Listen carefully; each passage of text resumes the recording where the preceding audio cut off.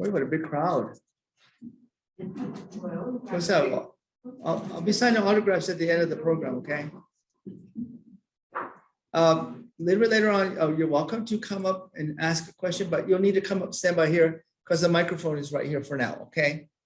If anybody wants to ask a question or participate. Because I don't think we'll hear you well enough if you sit down, just kind of come up here. All right, so we'll be starting here in about 15 seconds, everybody.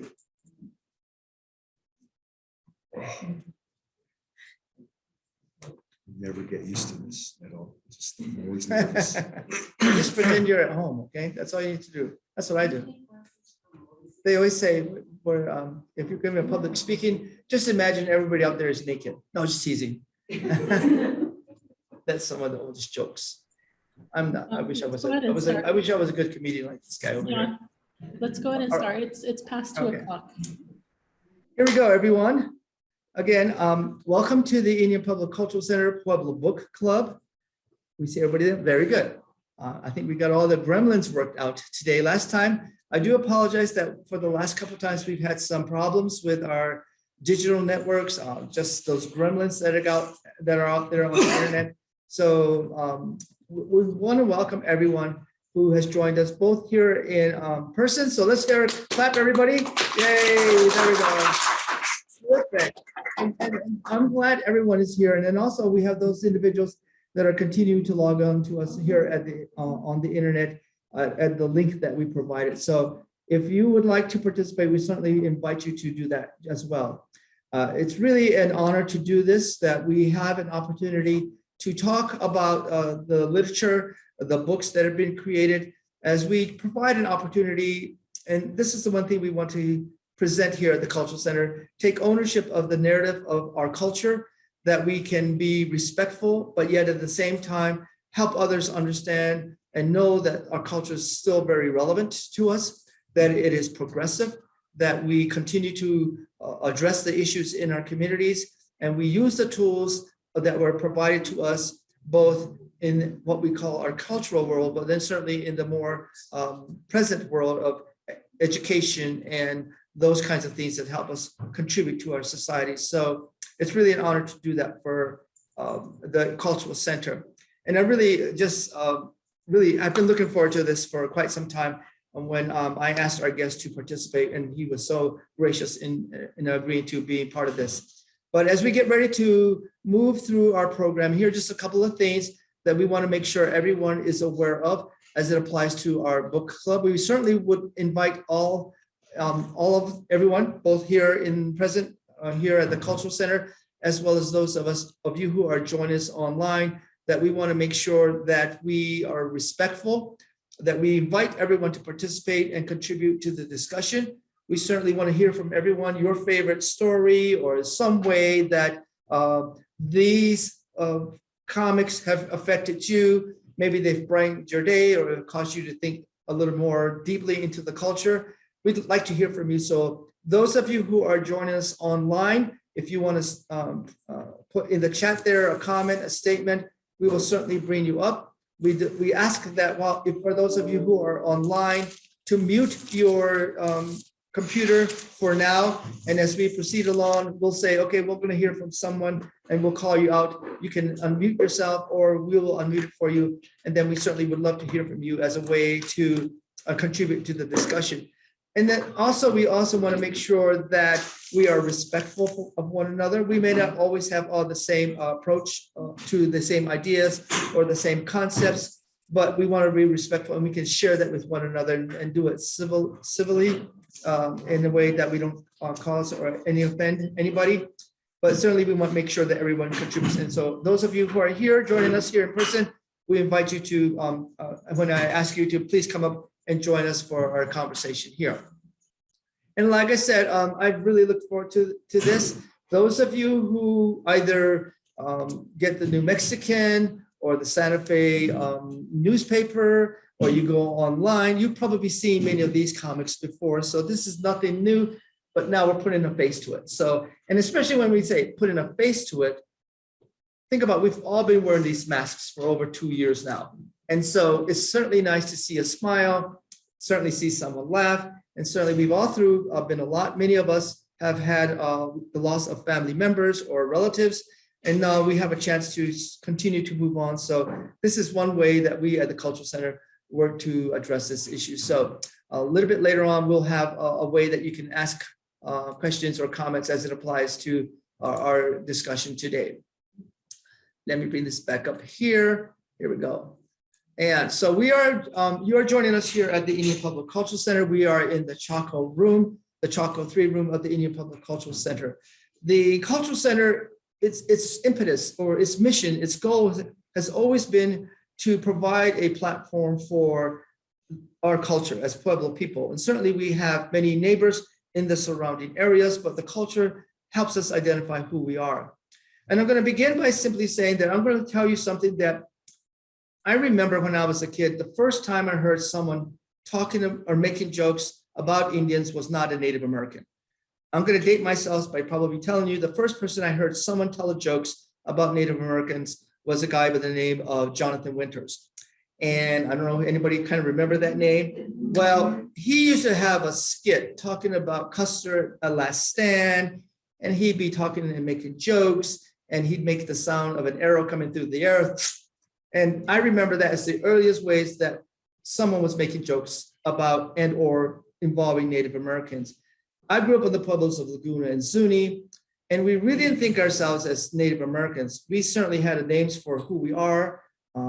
In Zuni, we say Ashui. In Laguna, we say Kawait Kameh. We didn't think ourselves as Indians. But when someone else that's not Native was making jokes, it was funny to laugh. And I remember laughing at those jokes. And then Bugs Bunny cartoons with Indians with feathers. Those are some of the earliest ways that I remember those kinds of laughter that was created. But then to have someone who is Native, to take the culture, see the humor and who we are as human beings, and put it in a form, both in a physical form, such as a book or a painting or an image. And then now we have many other Native comedians who are online. You can see them up, and I'll talk about that a little bit later. We can see how humor is a part of us as human beings. We can see how humor is a way that we can look at the struggles and the things that are imposed upon us as human beings, but then work to see them in a different light, be positive about it, share a smile, joke about one another, tell jokes about one another, but then we see how it connects us all together as human beings. So it's really an honor. And it's really, I'm so just excited to have Ricardo Cate, who is here with us in our makeshift studio. So it's such a pleasure to have you today, join us today, Ricardo. So thank you very much for joining us. And let's hear it for everybody. So first of all, let's begin by telling us a little bit about who Ricardo is. Obviously, we see it on your images. We see it in the posts everywhere. But really, who is Ricardo? I have no idea. Ricardo changes from day to day. But I guess back when I was 11 is when I became Ricardo. I don't know if I could tell a real quick story if you don't mind. It might last 2 hours. No, it's I don't know if you guys are familiar with 4-H, Heart, Hands, Health, and it's a program that back then helped kids. And so this one white lady showed up at our native school on the reservation, and which rarely happens. She was older. Her name was Bernita Bayless, and she showed up with this program, 4-H, and she showed us all these different things that we could learn: gardening, dog grooming, a whole list of stuff, wilderness, just all kinds of stuff. And we got to pick through this list. And so, I chose dog grooming because I was, into dogs, and then my best friend David, he lived right by this big ditch, so he chose gardening, right? And so I went home carrying this little pamphlet of the thing I was gonna do, and then a little booklet about dog grooming that she passed out. And so I showed it to my parents. Well, my mom was like all excited, but my dad He's the reason why I think I have this sense of humor, because he was just funny. He was like, he didn't really accept this thing. And he was like, because he saw dog grooming. He's like, you don't even have a dog. Where are you going to get a dog? I'm like, I don't know. We live on the outskirts. So I was like, I'm going to go to the village and find a dog. And he said, okay. And so I went to the village, walked around for about 20 minutes, and there's plenty of dogs on the res. And so I found a puppy that didn't look like it belonged to anyone. I even asked some of the houses nearby, do you know this dog? Oh, he's just always here, blah, blah, blah. And it was this little puppy. So I decided he's going to be mine. And so I went home, took him home, and I went through the book, started raising him, right? For 2 weeks. I was supposed to have a report, within 4 weeks. Well, David started his garden and he planted. And so 2 weeks later, he had little plants like this and had a nice little puppy. 2 weeks into the thing, my puppy got run over and it died. And then the ditch was shut. And so David couldn't water his garden, so his garden died. And so we went back to Miss Bayless that Monday, 2 weeks after everybody else's projects was going, fine. And then ours just kind of died. And so we went through the list. She said, don't worry, we'll find something. We went through the list at the very bottom. She goes, that's what you guys can do. And we both looked. And it was public speaking. I was like, what is that? And she was like, well, you can just take any subject and you can talk about it. You write a speech and you talk for 3 minutes about something you really like. And I was like, wow, okay. And so I was 11. And so at that time, I really liked volcanoes, because about Krakatoa, Mount Vesuvius, and all that stuff. And so I was interested in volcanoes. So I could write about that. She goes, yeah. And my friend David was interested in the sun. And so he wrote a little speech about the sun. And so the next day we came back with these speeches, and she kind of narrowed it down to where it'll last 3 minutes. And all we had to do was practice. So within a week, I had memorized mine, and she sent us down here to Albuquerque. Remember, we're on the reservation. So she brought us down to Albuquerque to this district-wide contest. And my speech started off with a volcano is an opening the Earth's surface to which hot gases, liquids, and solid materials can surface. And so we both won, right? We got little trophies. And so, thank you. And so we went back to the school, and then the next day we found out that we had qualified for the state meet, which is a week later. And so word spread real quick, and all the teachers, the fellow students were all like, you're going to state? And I was like, yeah, I guess. Me and David were all like, the janitors and everybody congratulated us. We got this little letter that we could, pass around and show my parents. And I showed my grandma. My mom told me, run to your grandma's and show her. And I read her the letter, because she didn't speak English, but I read her the letter and I explained to her what it meant. She goes, oh, you're going to do very well. And as I was going home, the chief of our tribe lived right next door. And as I was walking, he comes out, hey, it's my Indian name.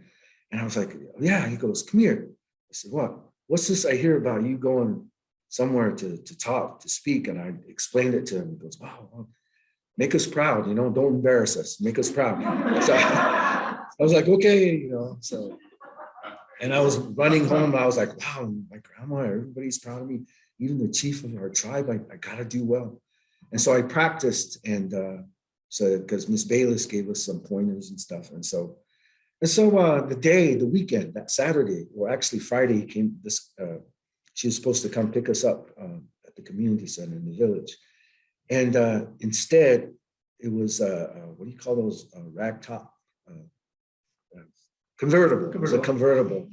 This dude with the cowboy hat, with the messed up, beard, and he's chewing tobacco, spitting out, and he's got a bunch of beer in his because this was 1978, no, 77, and this was before seatbelts, before drinking laws and stuff, and so he pulls up, and he's the nephew of Miss Bayless. And he told us, she couldn't make it. She got sick. And so he's going to drive us down. And right away, he says, we're not stopping from anywhere. And it was in Las Cruces, 4 hours. And so he had this attitude the whole way down. And when we got there, first thing he did was plop himself in the bed and went to sleep. And then he went to a bar next door. And we were in the same hotel where the speech was going to be. And so he just told us not to make any noise when he came back in and slept. And so we just sat in the room, watched some TV. And so the next day we woke up, or we were trying to wake him up. And finally he wakes up because the speech is at 9:30 and we're like 9:15, we're still trying to wake him up. And he gets pretty angry that we did wake him up. And so we went downstairs. And so the ballroom door opens up. And first thing I notice is we're the only 2 brown kids of maybe 100 people in there. We're the only 2 brown people in there. And everyone's all our age. And the next thing I noticed was everybody was dressed up in their black suits and white dresses for the girls. I mean, my Scooby-Doo t-shirt, and David's in his Hong Kong Phooey t-shirt, and we're wearing jeans and Converse. And so we kind of go in and we sit down, and right away our chaperone, he plops back and puts his hat over his head and goes to sleep. And we're just sitting there, and this girl goes up. By the way, everyone turned to see us, and then they went back to what was going on. And me and David are just kind of looking around, and the girl goes up, and I remember she goes, freedom to be is living in a country where, and she starts going over what it feels, what it's like to be American, or freedom to be. And we're just sitting there, and I go, what's going on? Goes, I don't know. So about 4 other people, kids go up, and they all go, freedom to be is being able to live in a country where you can, have weapons and blah, blah, blah, different stories. And I go, how come everyone's talking about, has the same speech?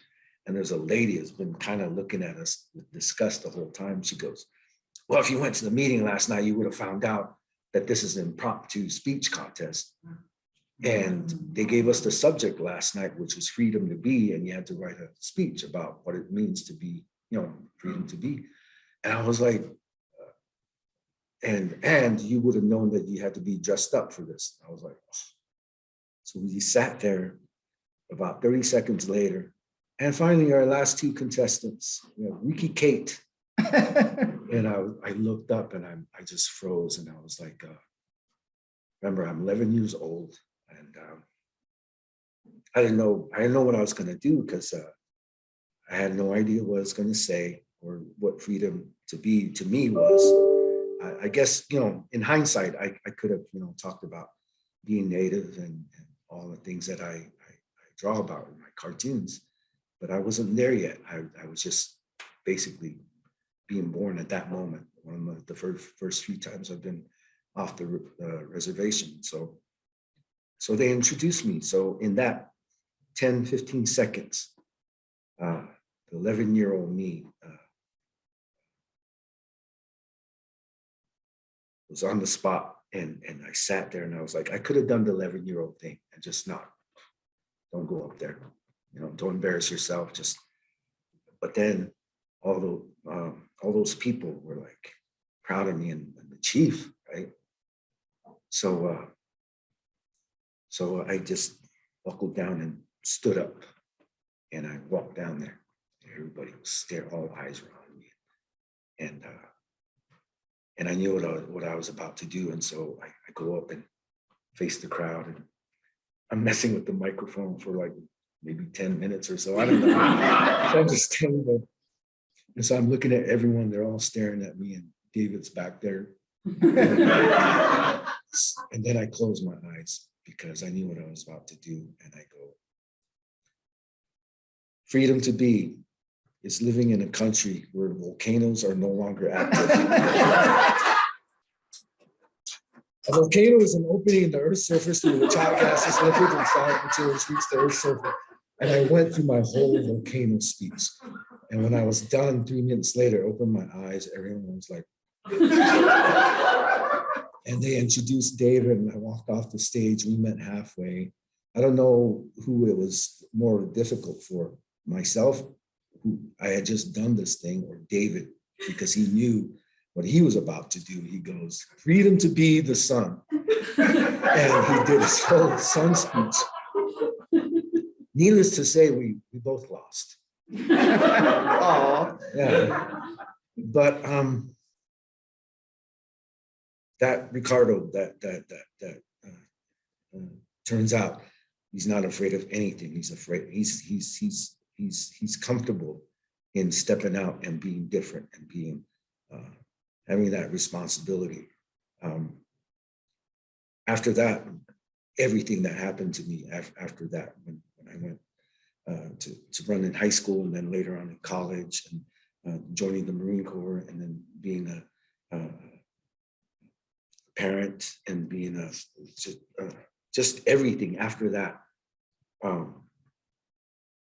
I decided that whatever it was, I would do my best with whatever knowledge I had.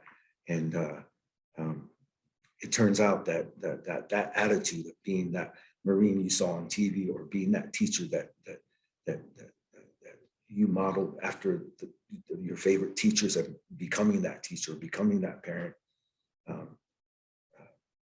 had a lot to do with what I did that day. And so when I decided I wanted to be a cartoonist, I didn't want to just be a regular cartoonist. I wanted to be, that guy that did a great cartoon. And I have to explain that this isn't a native cartoon. It's just a great cartoon, but the characters just happen to be native. And that's the mindset that I have when I do stuff like that. I'm going to be the best Marine, but I just happen to be native. I'm going to be the best teacher. I just happen to be native. I don't set out to be a native anybody, but it just turns out like after I've done and accomplished whatever it is, it just turns out that I've done the best that I can. And so that's who Ricardo Cate is. that's who he is. Well,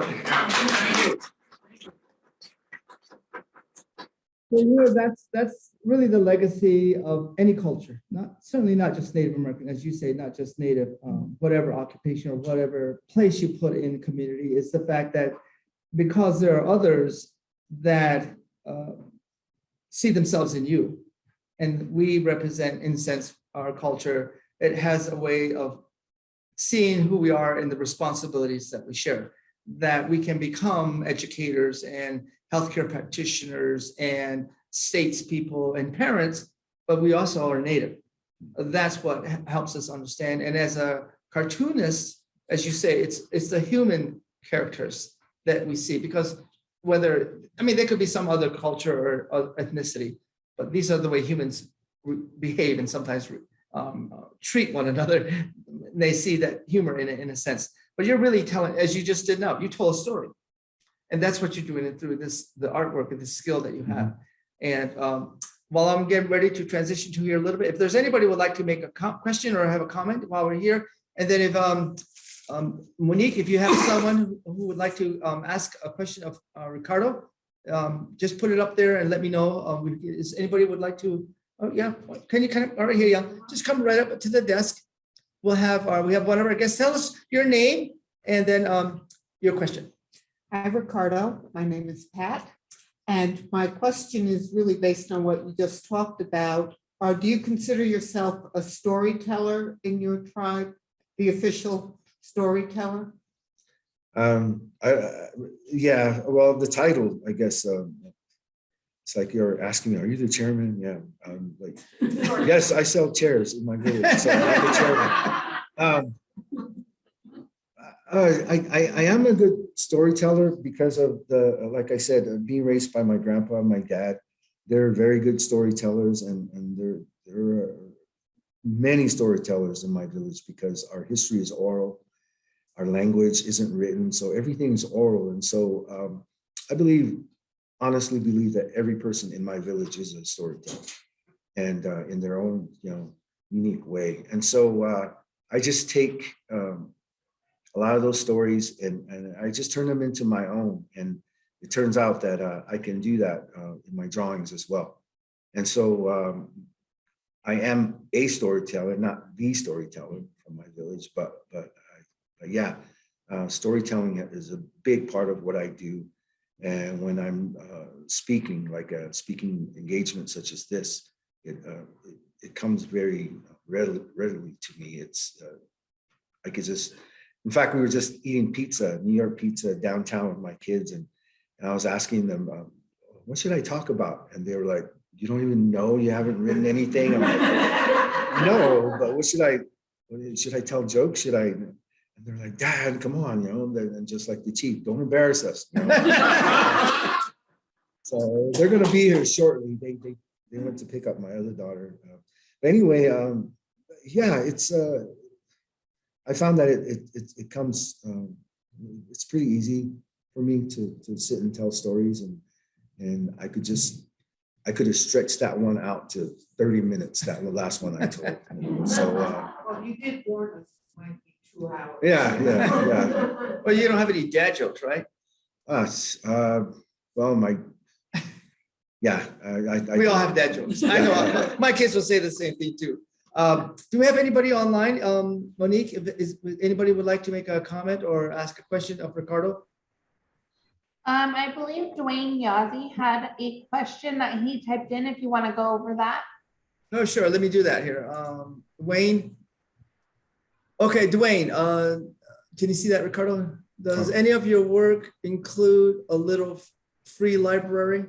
If not, do you have plans to include and or highlight little free libraries located in indigenous communities or reservations? No, I don't have anything on that. I did draw for the Santa Fe Public Library because Patricia Holdap, who used to run that library, we were pretty close friends, and so she would ask me to do certain things for the library. And there's actually there were 2 cartoons that I drew for the New Mexican. And so a lot of people simply have to just ask or put that image in my head, and I could probably come up with something, you know, pretty quick. And so, but no, I haven't, you know, drawn anything in that regard, but it's in my head already. So I'll probably come up with something for next week. Okay, next week. Okay, we'll put a deadline on it. While we're getting ready to go on. Go ahead. I did go to a librarian convention in Chicago 3 years ago. And I had to drive up there with a friend, and I was speaking there, and there was 1,000 librarians in that room. And I walked up to the microphone, and the first thing I said was, shh. I told all those librarians I always wanted to do that to librarians. To a real library, right? Okay.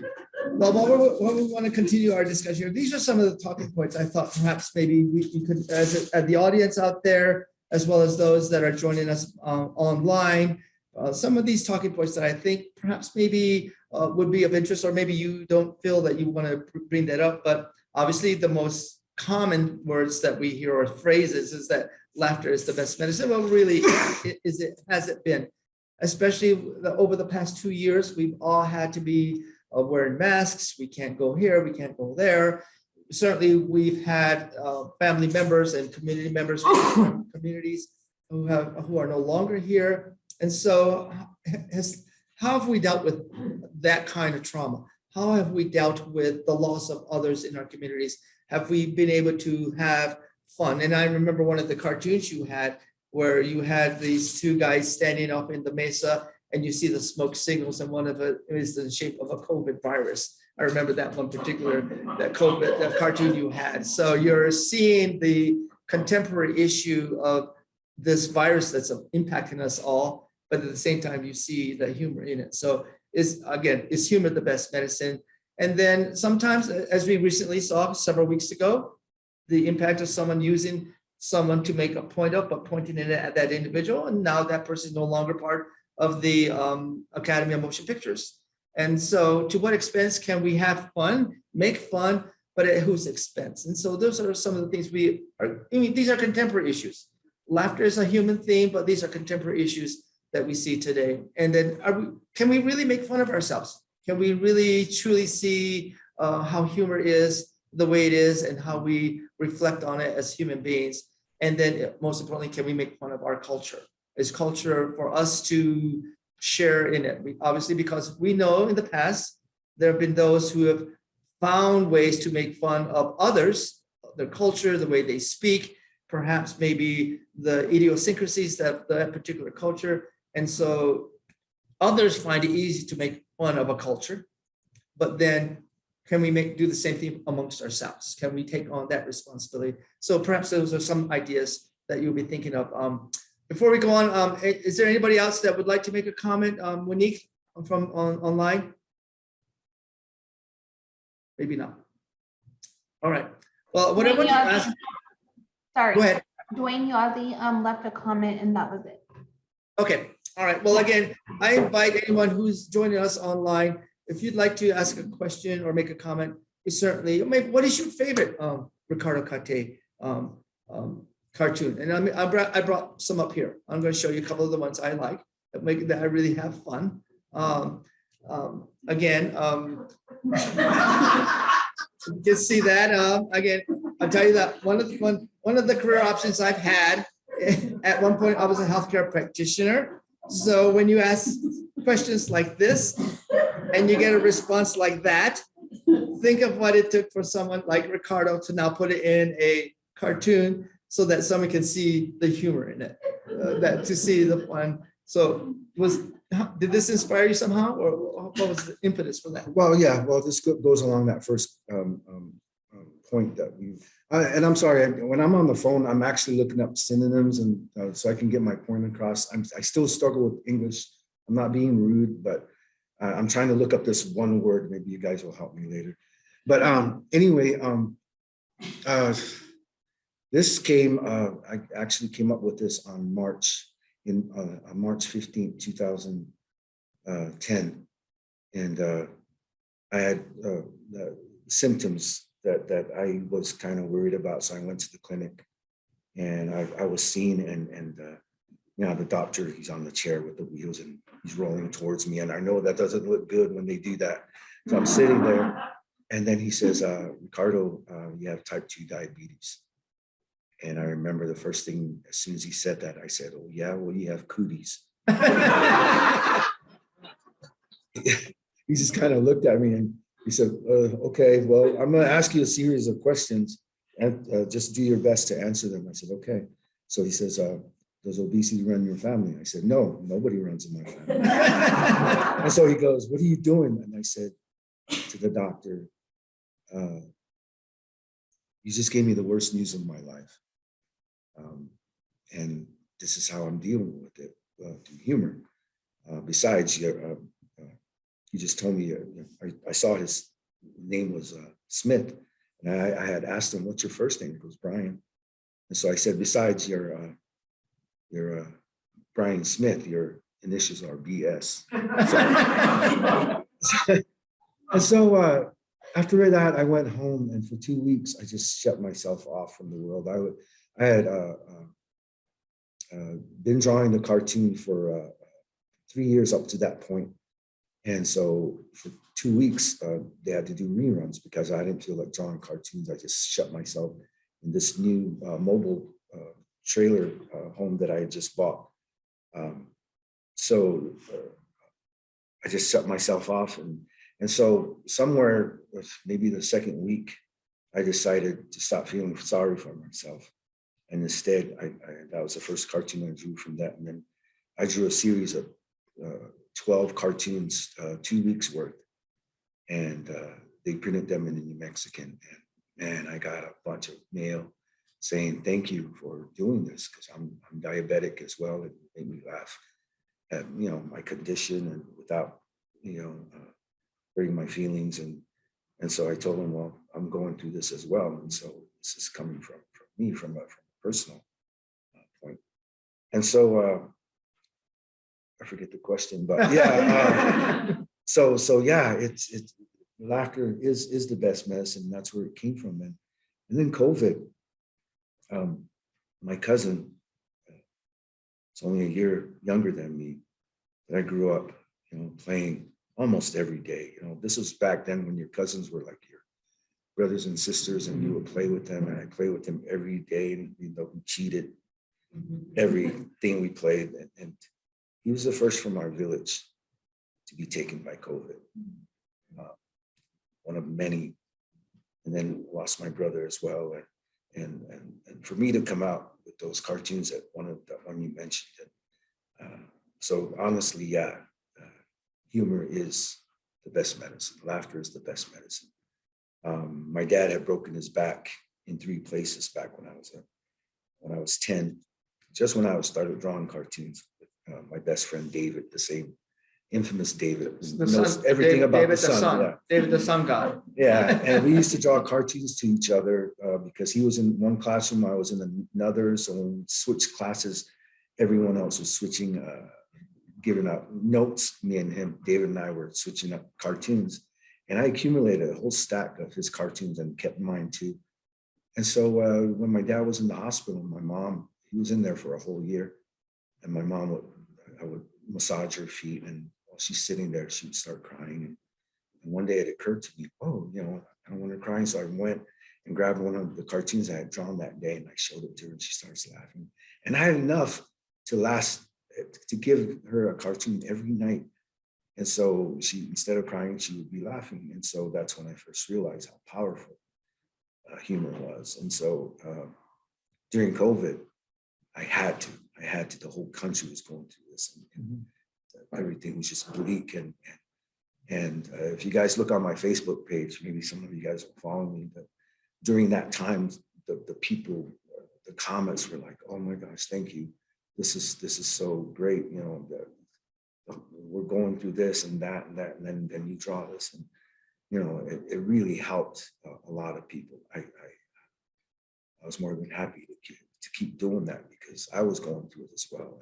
And personal wise, I lost, the whole village, we lost a lot of people.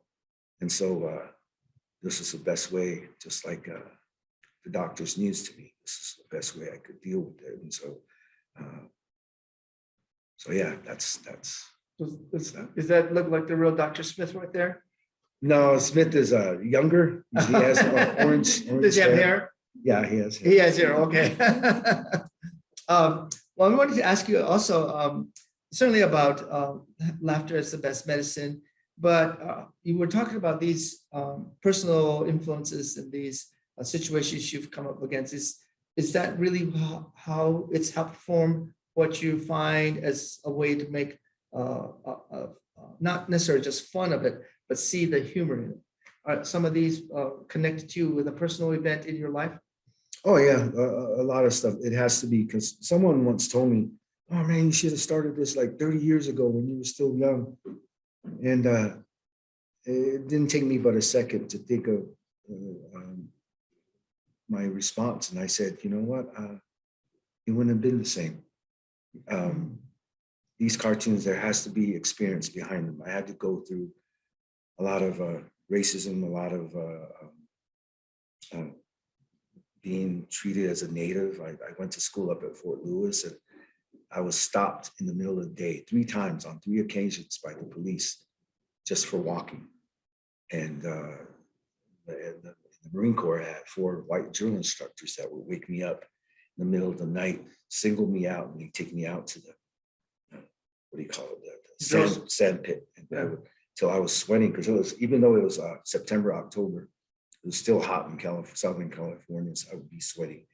And then they would come up to my ear and they hear, you're a freaking Indian, make it rain. And that meant taking the sand, throwing it up, so it came stuck to me, and then they would send me back to the rack, back to bed, and I would just lay there.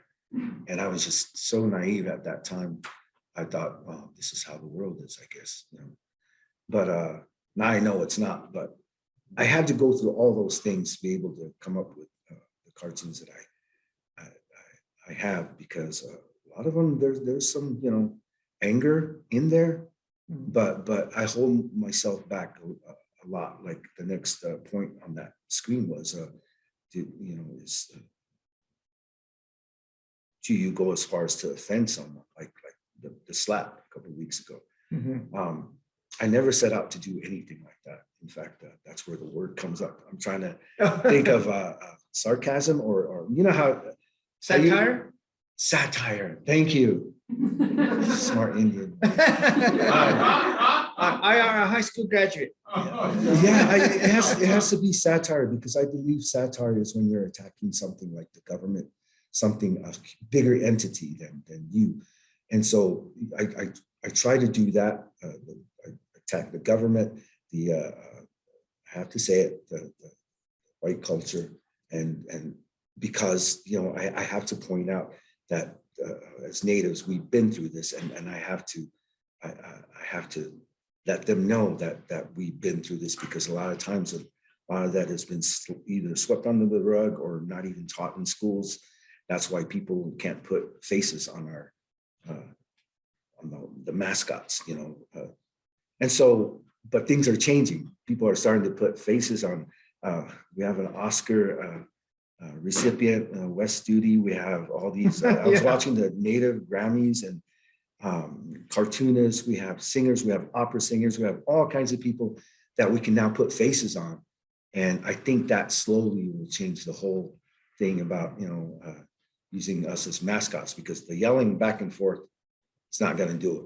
But what we're doing physically, and stand-up comedians. I'm a stand-up comedian as well, and so We're sitting down right now. we're sitting. I'm sitting.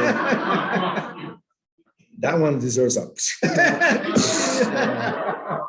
Rim tap. yeah. But yeah, we're up and coming, and a lot of these younger natives are watching us. And I was just commenting about this young kid from my village who's doing rap music, and I was just telling my kids we should go to one of his shows so we could show our support, and that I'm thankful he hasn't turned to drugs or violence or anything like that. And he's doing his own thing, and he needs our support. And my kids were like, yeah, we got to go. And that's what it's all about, supporting each other and being out there for everybody. And so, but yeah, I don't set out to offend or pick on anyone that is equal or equal to me, that because then that becomes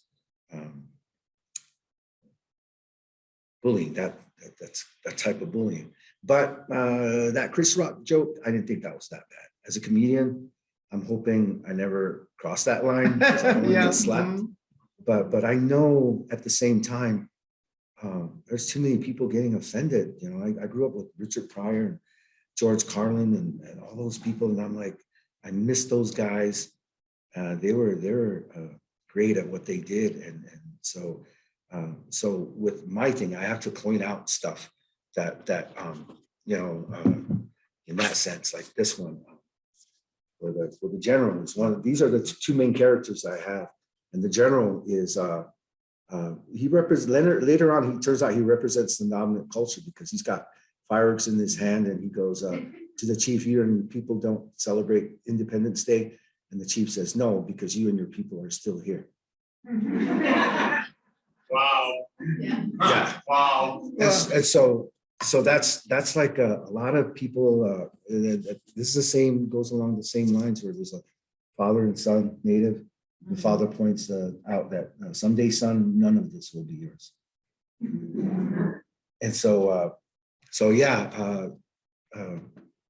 So a lot of that, I don't really attack it. I just point out the fact that that's what we're looking at as Native people, and the dominant culture needs to see that. They need to know that this land came at a price, Right. and that was Exactly. blood. And so I just feel that it's my duty to every once in a while remind them of that through my drawings. And then you just said a little bit ago, making representing the dominant culture, but here's one that doesn't necessarily represent the dominant culture. It's actually looking at even our tribal governance. This is one of my favorites. Oh. So certainly objection overruled, that in spite of even amongst ourselves sometimes, with differences in opinion, differences in perspective, sometimes some of us do take it to the extreme.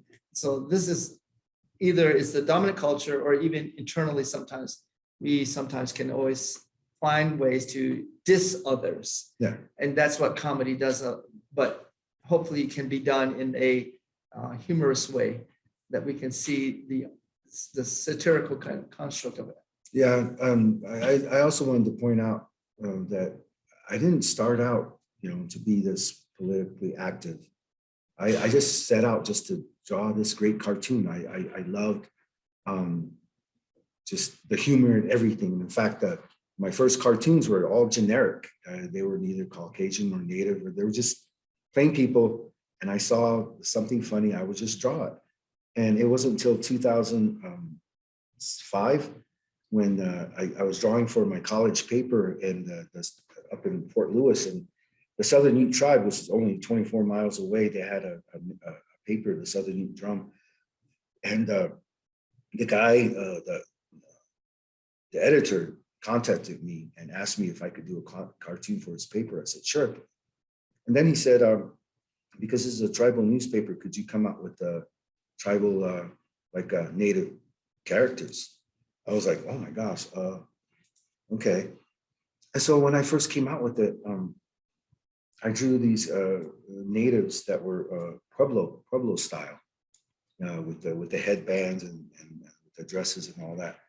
But then I realized I come from a very conservative tribe, Santo Domingo, and we still have rules as to what we're supposed to talk about, things that we're not supposed to draw or talk about, and to stay away from that, because I didn't want my drawings to be misconstrued or misused by anyone.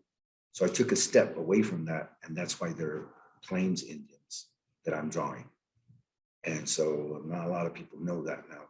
Everybody knows that. But anyway, and so I didn't know how to draw them so that people know they're native. So I had to use the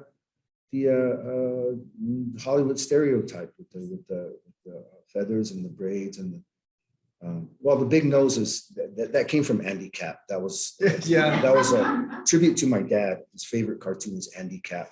No eyes, big nose. That's where that comes from. It's not making fun of Indians with big noses, but I included the braids, the loincloth and the feather and all that, simply because, that's how people know it's a native cartoon. And I made up for it by making the natives smarter than their dominant culture counterparts. Oh, they're not? Well, they are. In my cartoons, I point that out because the chief actually gets the better hand, when he's conversing with the general. And so it more than makes up for that. And so I want people, I really am very trying to find the right words. I try to find the right wording for my cartoon. I hope there's no grammatical or any kind of errors, because I want people to know that this was done by an intelligent native.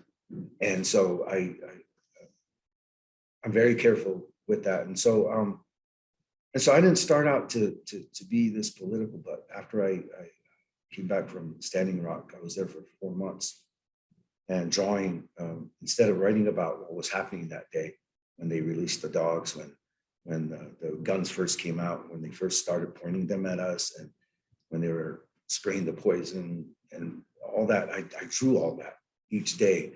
And I noticed I was getting 1,000 to 2,000 shares of what I was drawing. And I thought, wow, this is why I'm here. And so it was kind of, that's when I started coming out more with the political stuff when I came home, because I looked around and there's so many things that still need to be addressed. And we have fracking in our backyard, we have fracking in Chaco Canyon, and we have, all kinds of things going on that I learned up in Standing Rock. And so now I use my art, to address those issues. So. And I want you to elaborate on that just a little bit, but we have another question here from someone. Go ahead, come on first. In the interim, while we're getting ready, we have people. Let me just mention this. Someone says hello from Los Angeles. Someone from Warm Springs, Oregon. I would presume it's Warm Springs, Oregon. Someone joining us from Rock Springs, New Mexico. Someone from Pembroke, North Carolina. We want to thank everybody for joining us. Someone joining us from Connecticut. Another person here, Dolores from California, Tame Nation. Also, let's see, is it Delisha Begay? She says, I appreciate the story. Do you think storytelling has changed with the use of social media? And how does this affect the oral tradition? I think social media has ruined everything. But yeah, I think it helps, you know, like for me, like I'll post something, but yeah, social media just, I don't know. I don't want to talk about social media. Okay, all right. We have another, okay. Tell us who you are and tell us maybe comment or question. Yes, John. Good afternoon, Ricardo. I am Rick. Hi, Rick. And Nice to meet you. this question relates to one of the 3 cartoons you've shown us. My question is, you've now addressed about politicizing some of your cartoons. One of the cartoons with the Army gentleman and the native are talking. Was it intentional or a generic drawing for the Army person? Because he looks certainly much like a figure in history. He who should not be named. Yeah. Indeed, and I will leave it at that. But I would ask because of what you're telling us now. Oh, okay. Was it an intentional? Yeah, actually, he was one of the characters I came up with back in 2005, and I named him the General. I could have named him Custer, but then for some reason I realized that even at that time that I would be limiting myself to this person that I hardly know anything about. And so so I called him the General, and the chief is just the chief because he could be the chief of any Plains tribe. And this general could be the general of any army. He just happens to look like that guy. And so, but later on, as the cartoon progressed, they started being more representative of the 2 cultures. And so now I have this freedom to be able to use them in that way. And it's made my job a lot easier.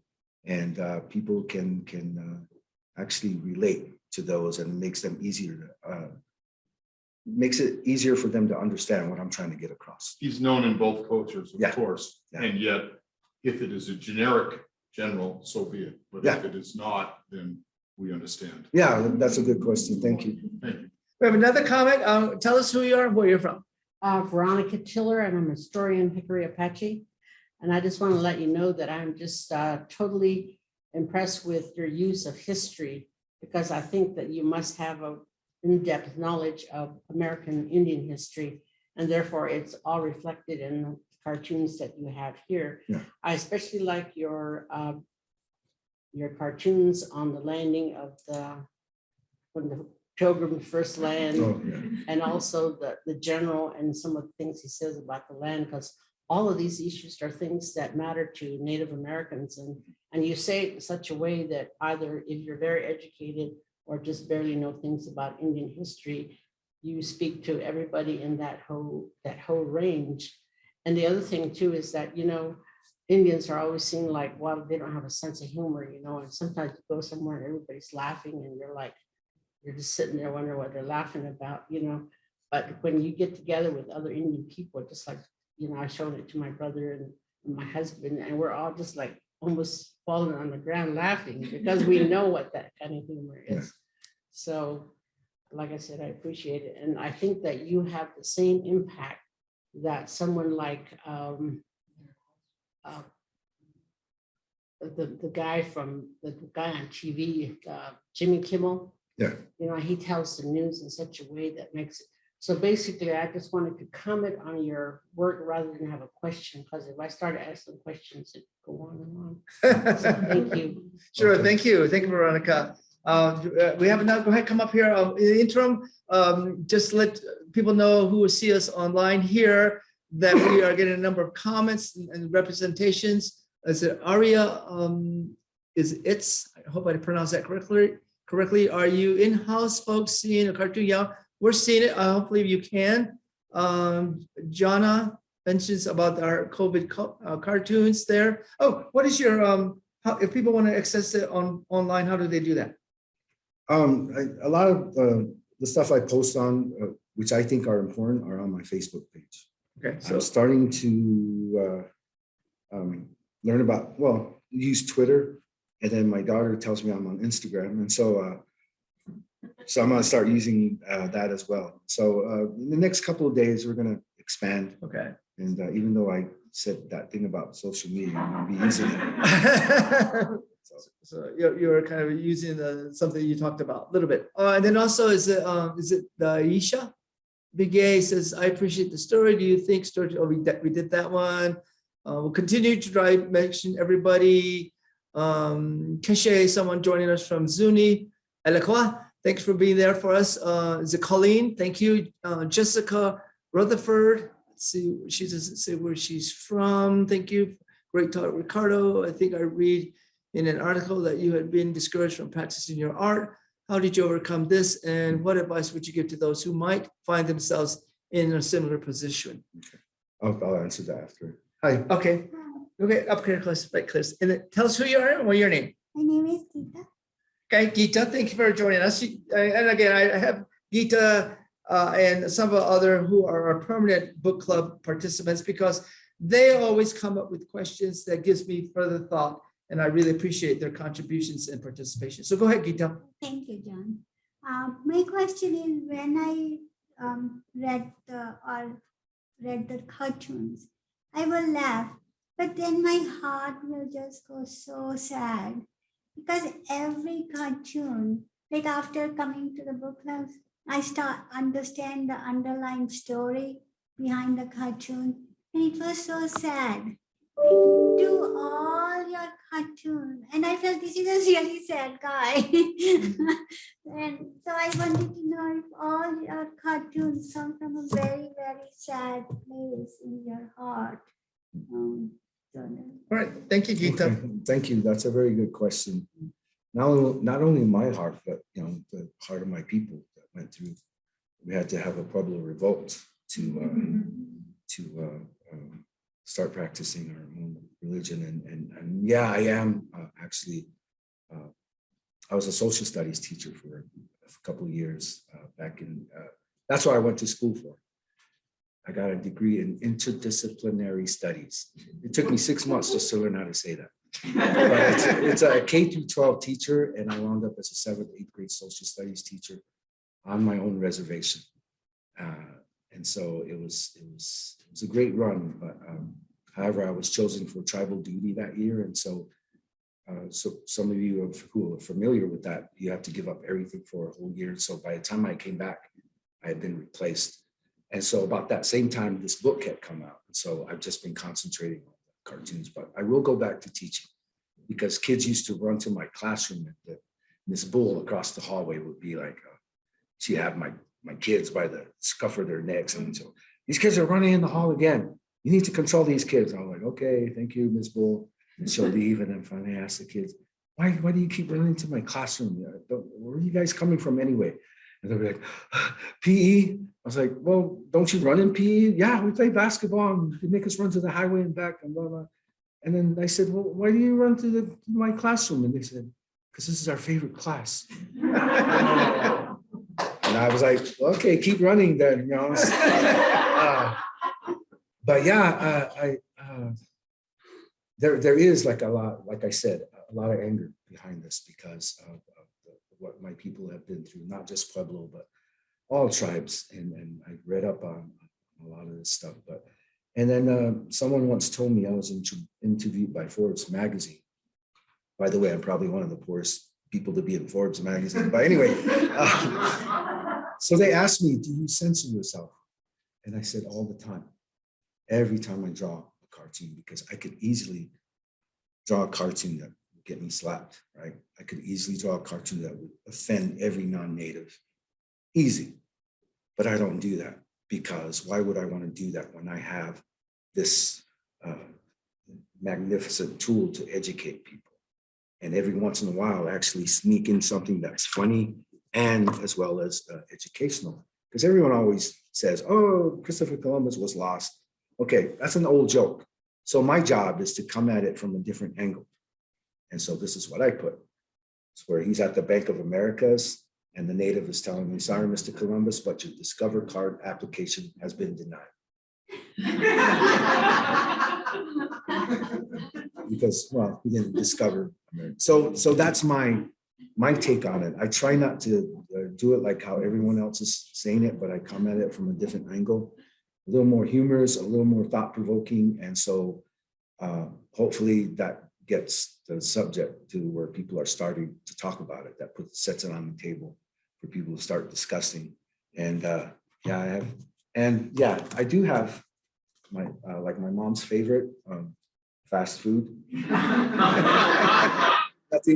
Nothing political there. It's just, you know, I do, that's how I started out with. And this one. Oh, this is one of my favorites. Well, a lot of New Mexicans will get this. So the native has, I guess I'll have the chicken strips. And the chicken goes, oh, well, in that case, I'll have the Indian taco.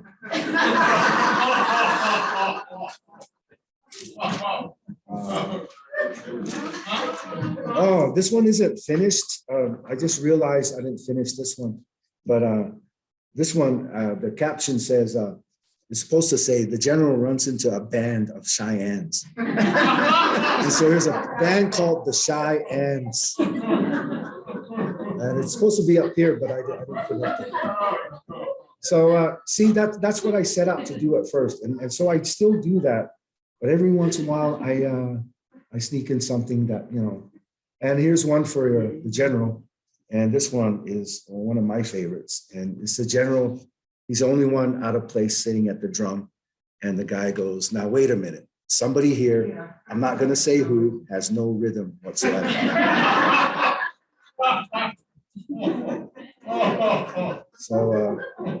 So yeah, I can do, you know, funny.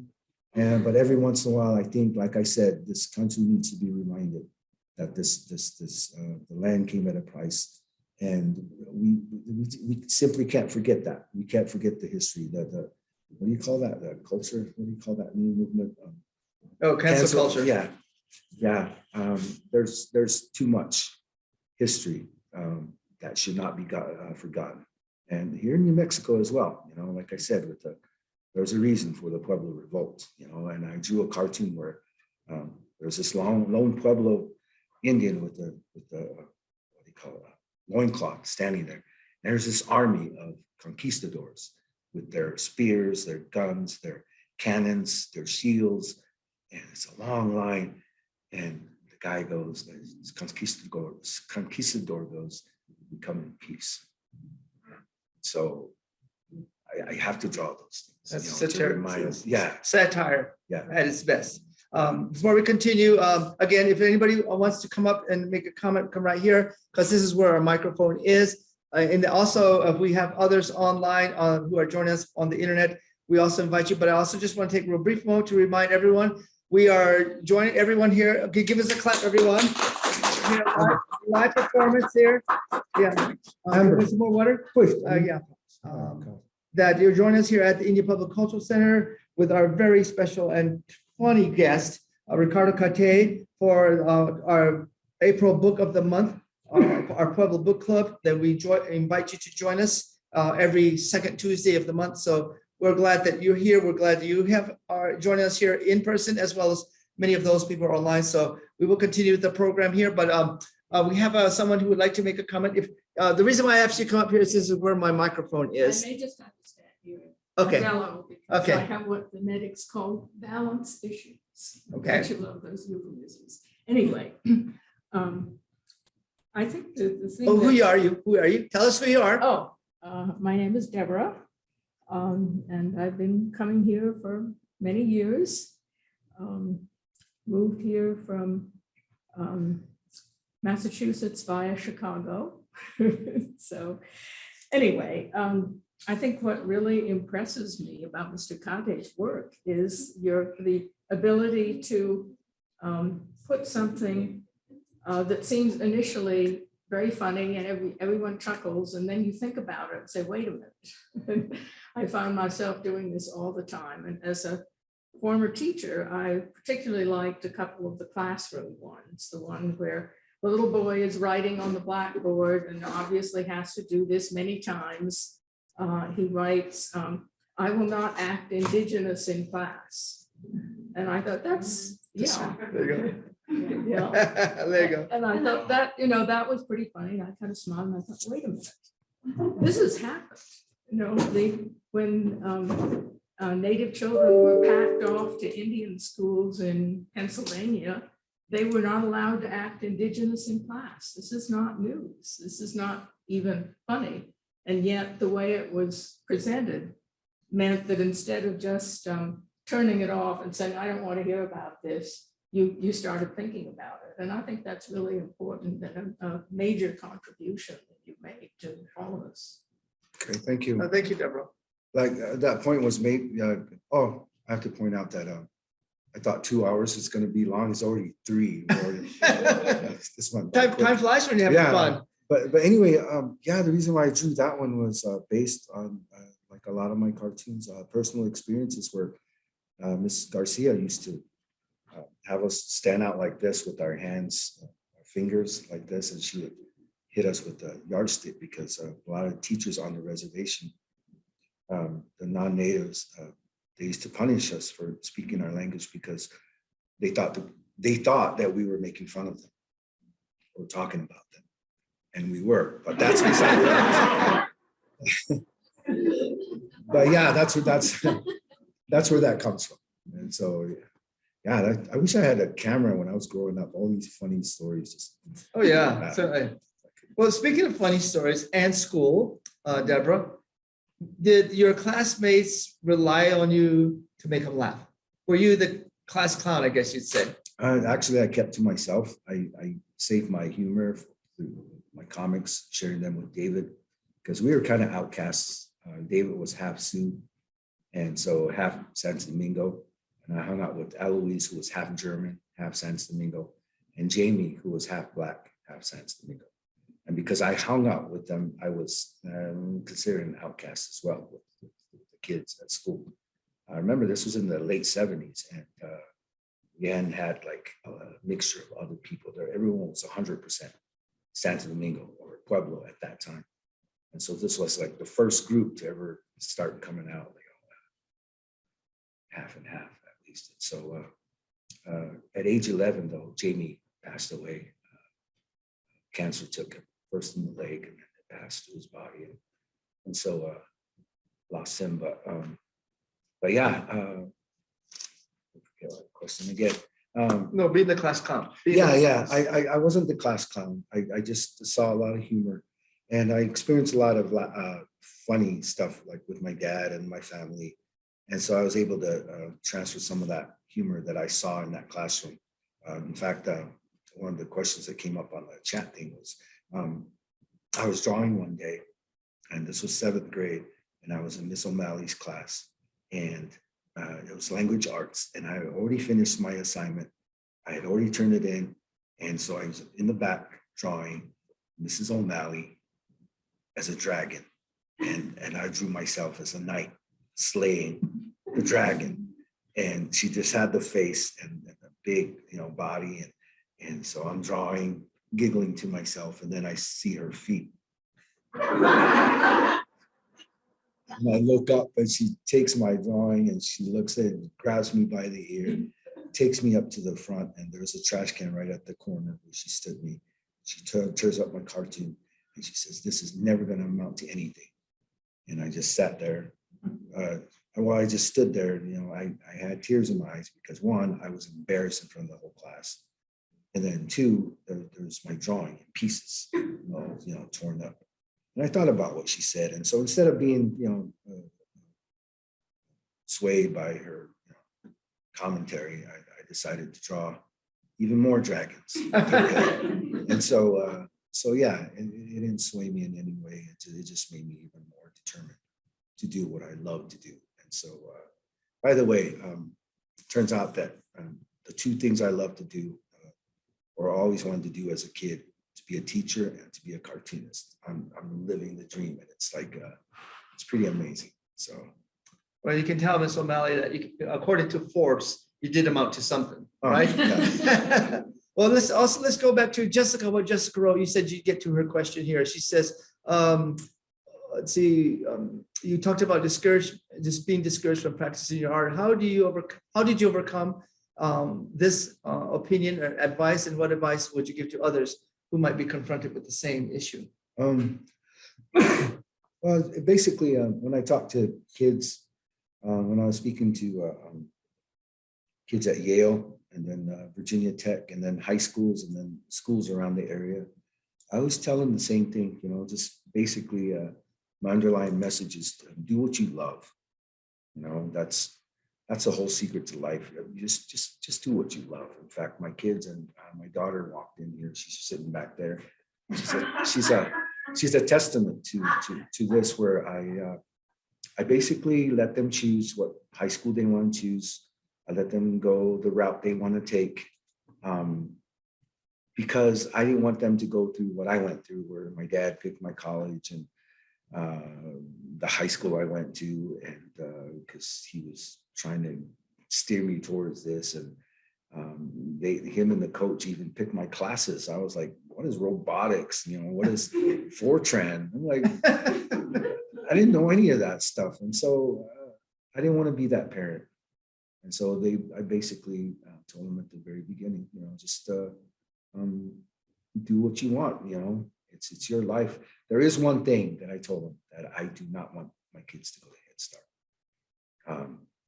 Because I found out that the Head Start is where they start speaking English for the first time, even if you raise them speaking their language. And so some of you Head Start people might be upset, but that's the one rule I have. I want my kids not to start speaking English till kindergarten, because I want them to have more of that grasp of the language. And so anyway, I don't know how I got into that part. Well, thanks again, Jessica. She sent us that question. Let's see if we can go down here. Molly made a little comment there. 2 questions from, let's see here. Let's see what Molly has to say. I'm glad you can see my chat since I cannot. And I want to ask the author how he uses cartoon talent with his own students in class. Okay, that's from Molly. Yeah, well, it's not so much cartooning, but being able to draw. I used to have fun making diagrams or drawing just things. And the kids, the native kids in my room, are more visual, and they have a different way of learning, and listening to stories.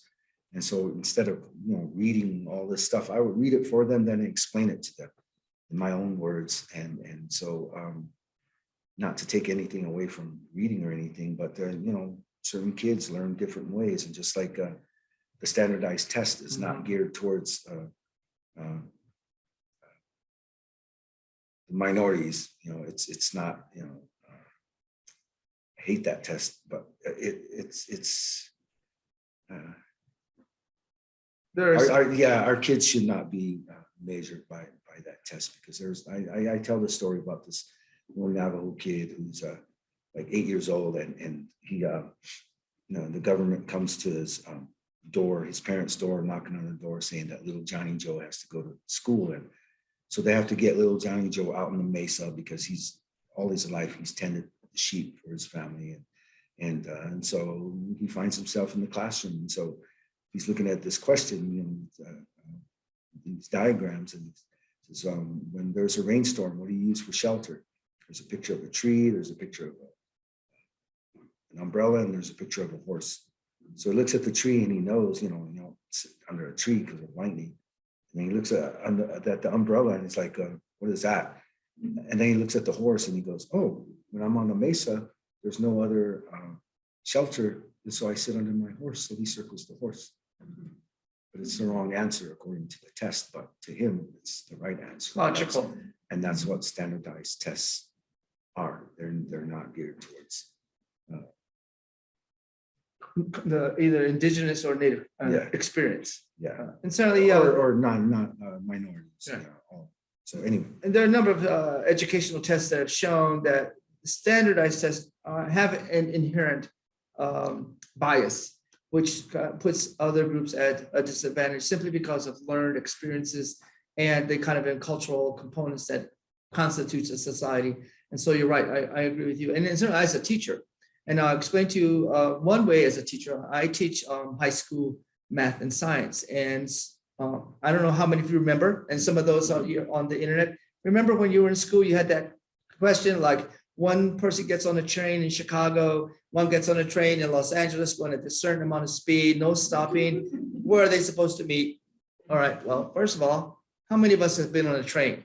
All right, a few of us, right? Maybe 1%, right? But for the vast majority of us, sure, yeah, we know what trains are, but we've never gone on long trips for trains. So when I was teaching algebra in for the Albuquerque Public Schools, using the same concept, I would say, well, okay, well, you got to pick up your girl at Albuquerque High, which is over there on Central and Broadway, but you want to pick up your friend over at El Dorado, who's over there in Tramway and Montgomery. It's this far, this distance. How long is it going to take you to go there? Oh, you got to stop to buy some gas. You only have this much to get some money for gas. If it costs this much, how much change are you going to expect? So now I've changed the whole idea. They know what Montgomery is. They know what El Dorado is, but they've never been to Chicago. They've never been to Los Angeles, but it's the same concept, as you said, the difference between sitting under your horse versus an umbrella, putting it into a context that students can really make that connection. So that's how we, as an educator, which you certainly will, your goal is to get back to that.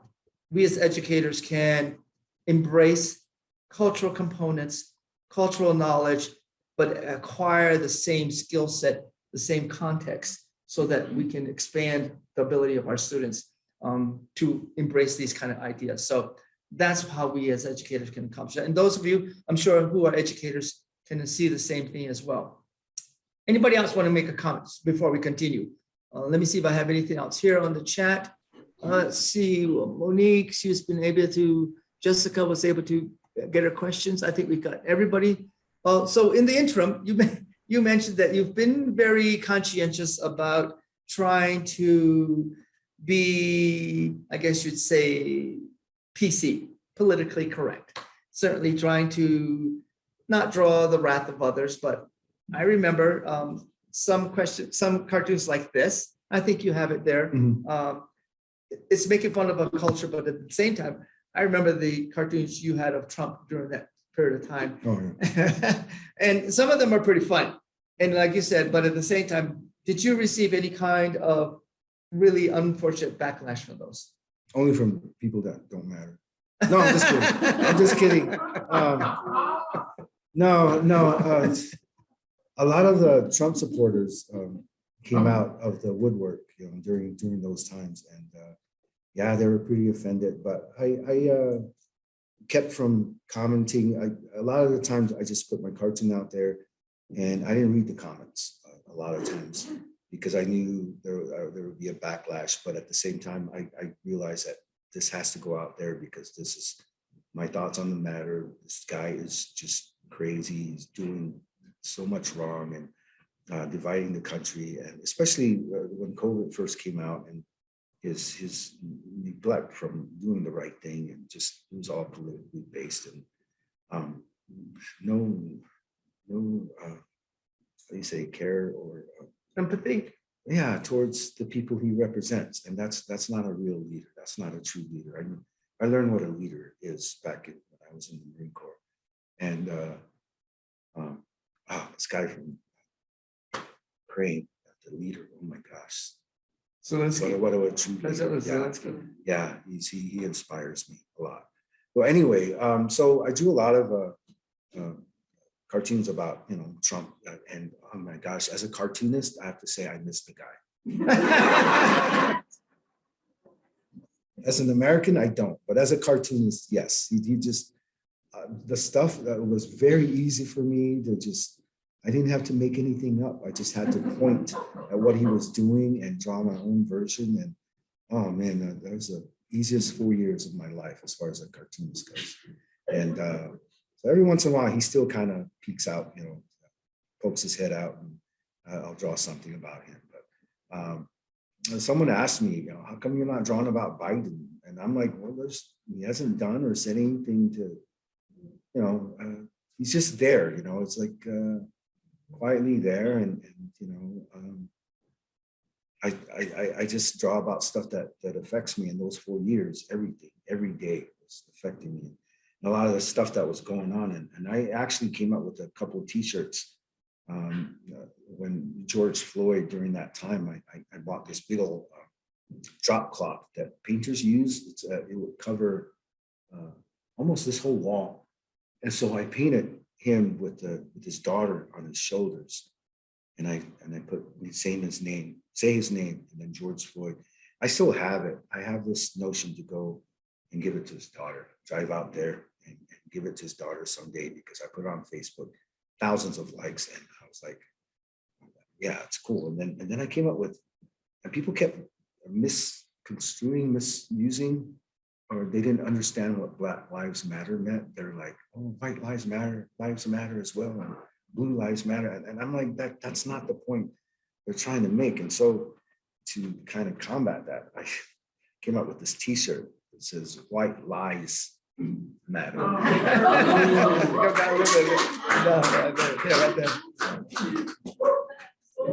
And so I have a bunch of these in the truck outside. No, I'm just kidding. So you could be like a throw, we can be out there and we everybody jumping in. No, that's, but yeah, the last few years I've been trying to, like I said, I never set out to be this political guy, but at the same time I realized that this humor, that there has to be some humor in there, because everyone's being offended, everyone's, people are being slapped, people are being just offended, and I try not to back away from. I always ask my kids, should I post this? And my son looks and he'll go, no, absolutely not. But that's my indication that I should, and so I do. They're your censor committee. Yeah. But yeah, there's been a couple where people like really got angry, and but as that's my job. I have to do it, as long as I'm not doing with the intent to hurt anyone's feelings or anything. But I do point out what's actually going on, and sometimes people don't like it, but it's kind of weird because they hate my cartoon more than what's actually happening. They should be hating what's happening instead of being pointed out that this is happening, and it's crazy. It's that same statement about hating the message versus the messenger. Yeah, kind of. Oftentimes it's just so odd that someone would hate the messenger, then not focus on the message or the topic or the issue that's trying to be presented to the public.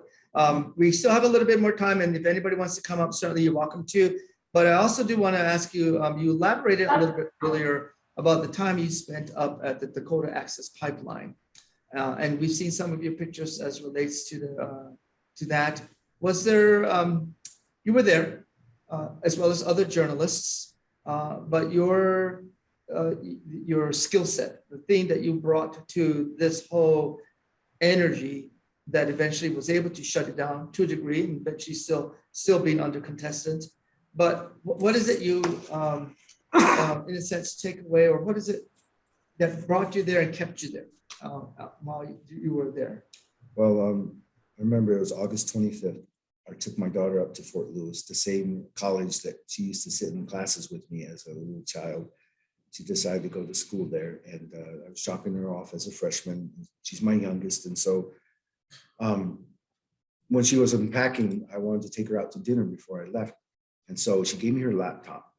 And it's one of the first few times I've been on Facebook, and I'm seeing all these stories come up about Standing Rock, which had started on April 1st, 2016. This was August 25th, 2016.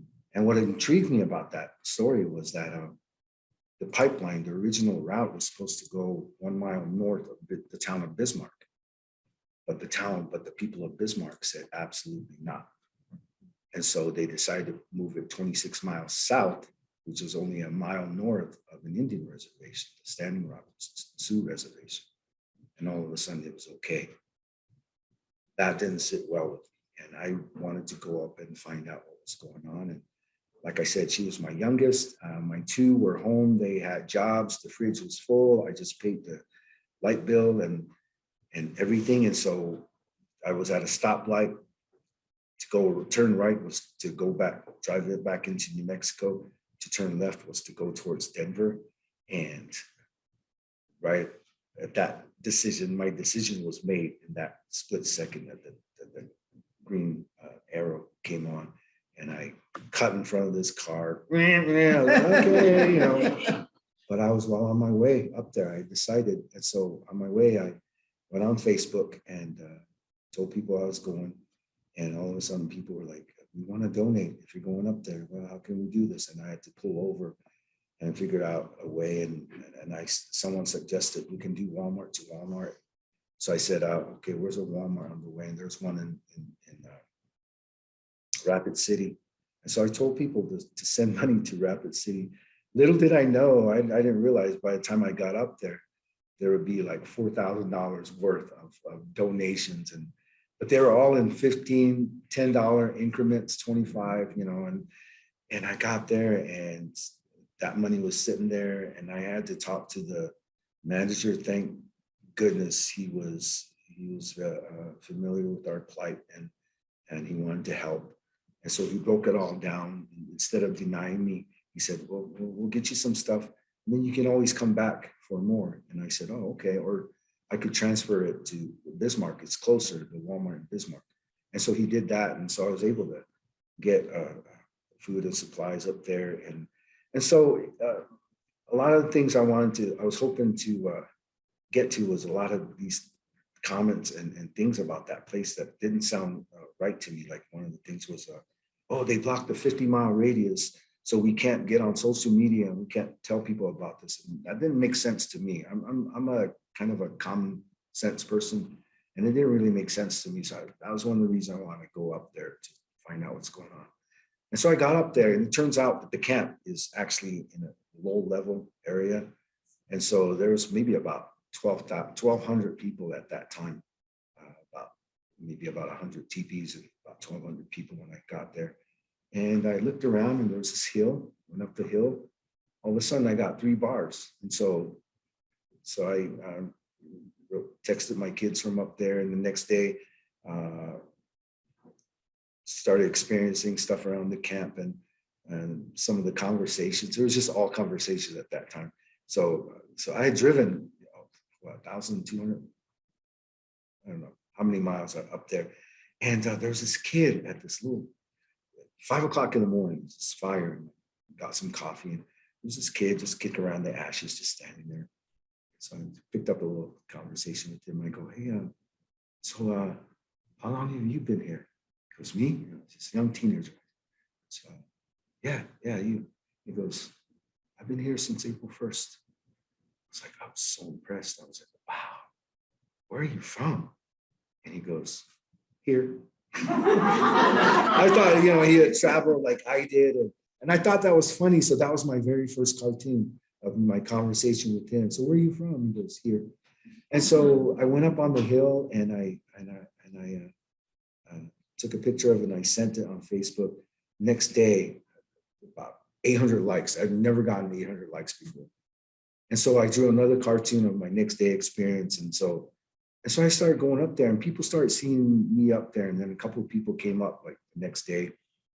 And then in my cartoon, one of my cartoons, maybe the 4th or 5th one, I drew the flags and then the hill, and I made a arrow, and I called it Facebook Hill.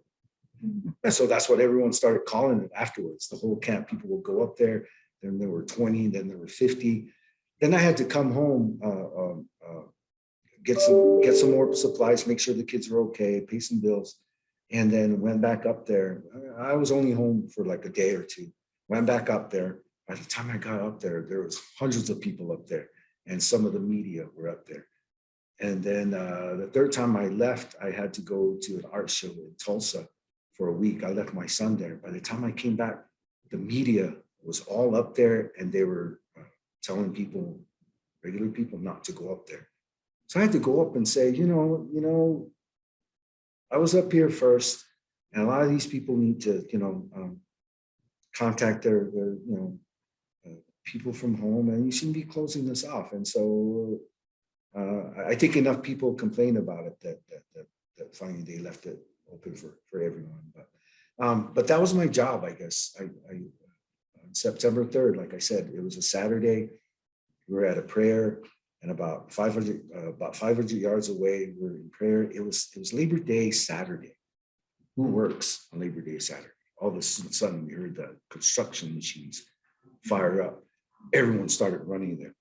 And I was running a little slower because I was struggling with my camera, and I had actually talked to some people who were doing the prayers and interviewing them and stuff just for my thing. I was hoping to shoot a documentary. So I ran up there, and that's when I got up there, all these dogs, they had set loose the dogs, and they were waiting for us to come there because they already had the dogs ready. And so there was like the spray, the pepper spray, was it all in the air? People were like, running from there.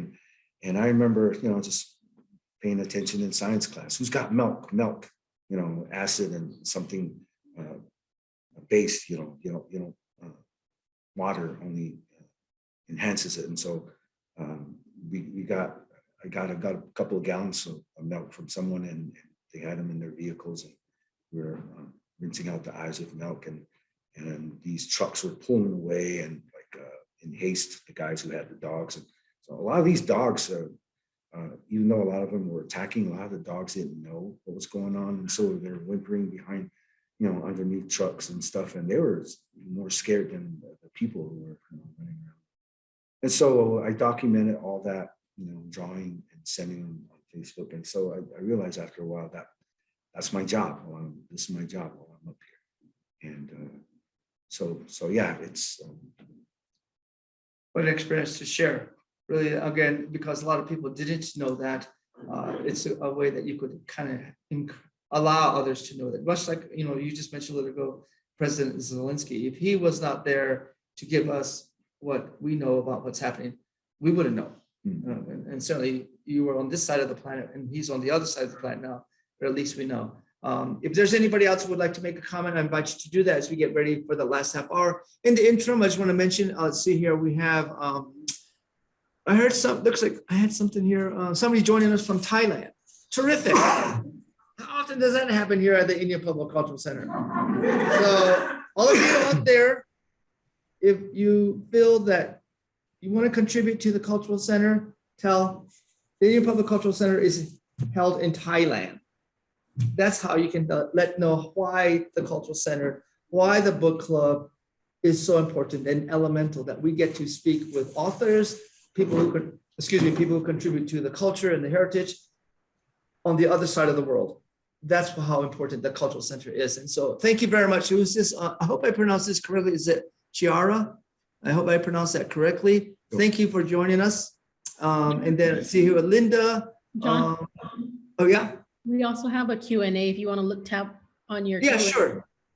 Okay, we have, is it Delicia Bigay? Are you there, Delicia? Can you join us? Can we unmute her, or can you unmute yourself, Delicia? Are you there? Hi, can you hear me? Yeah, we can hear you now. Yes, thank you. Hi. Tell us who you are and where you're from.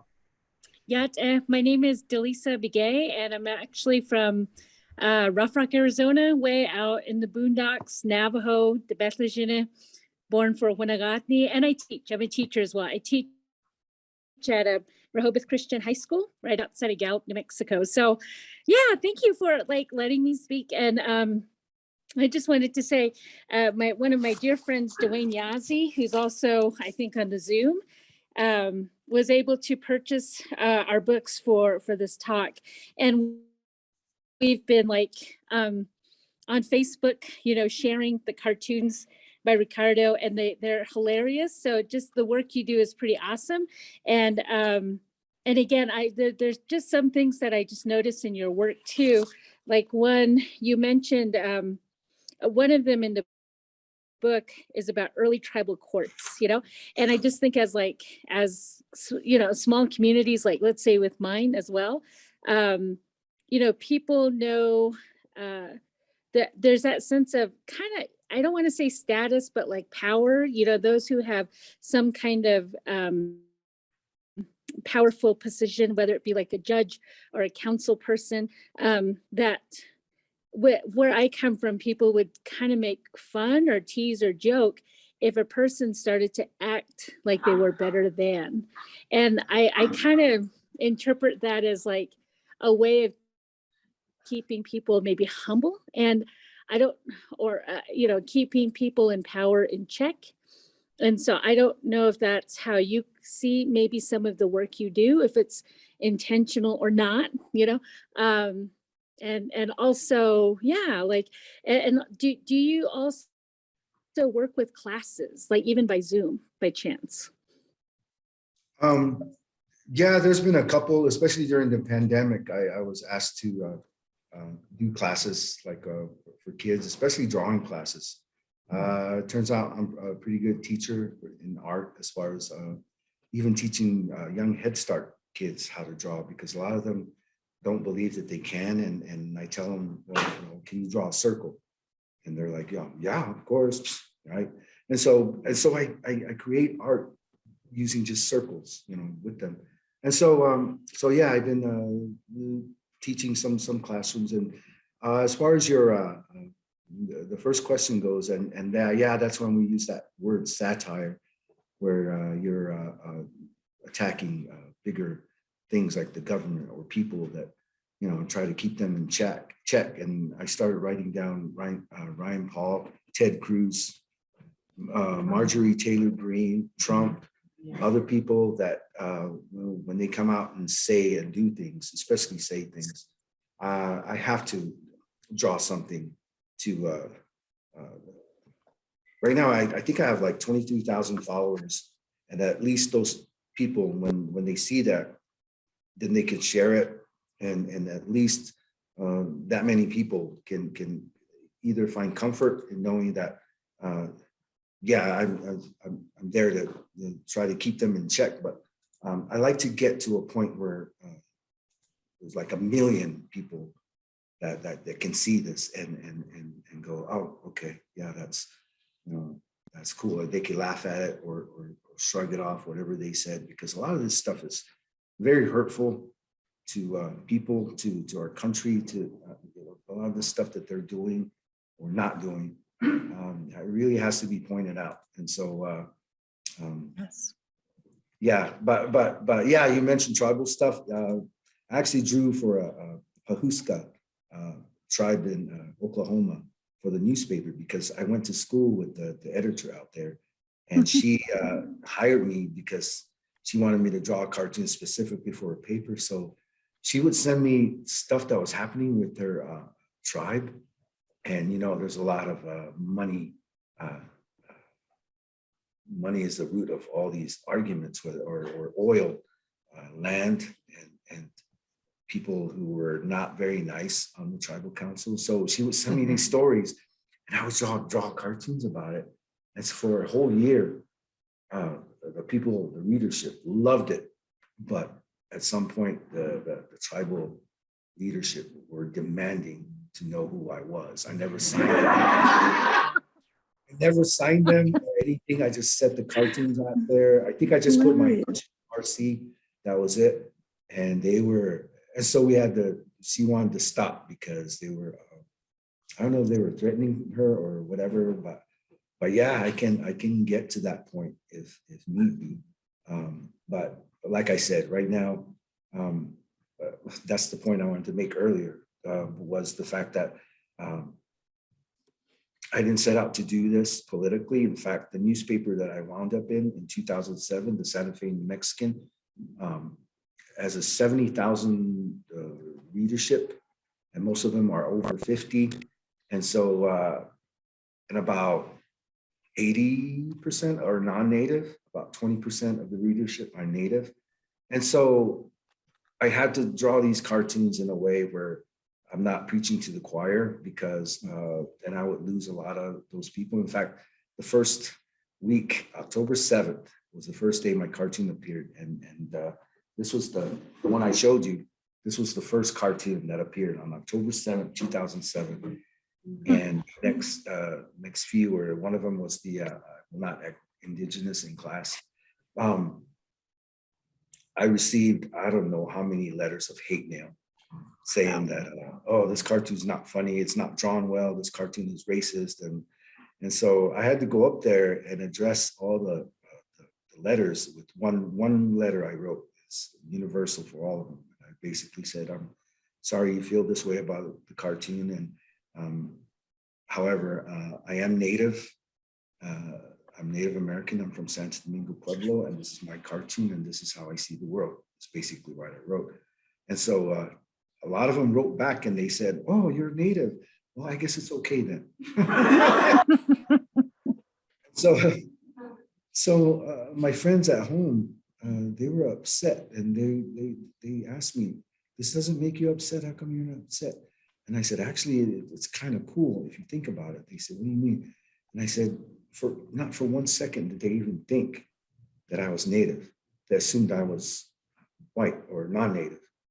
And I think that's pretty cool because now that they know I'm Native, now they know that we're intelligent enough to come out with a cartoon, even though it's not funny or if it's racist or whatever. But that was the thing that stood up in my mind that wow, I got something here.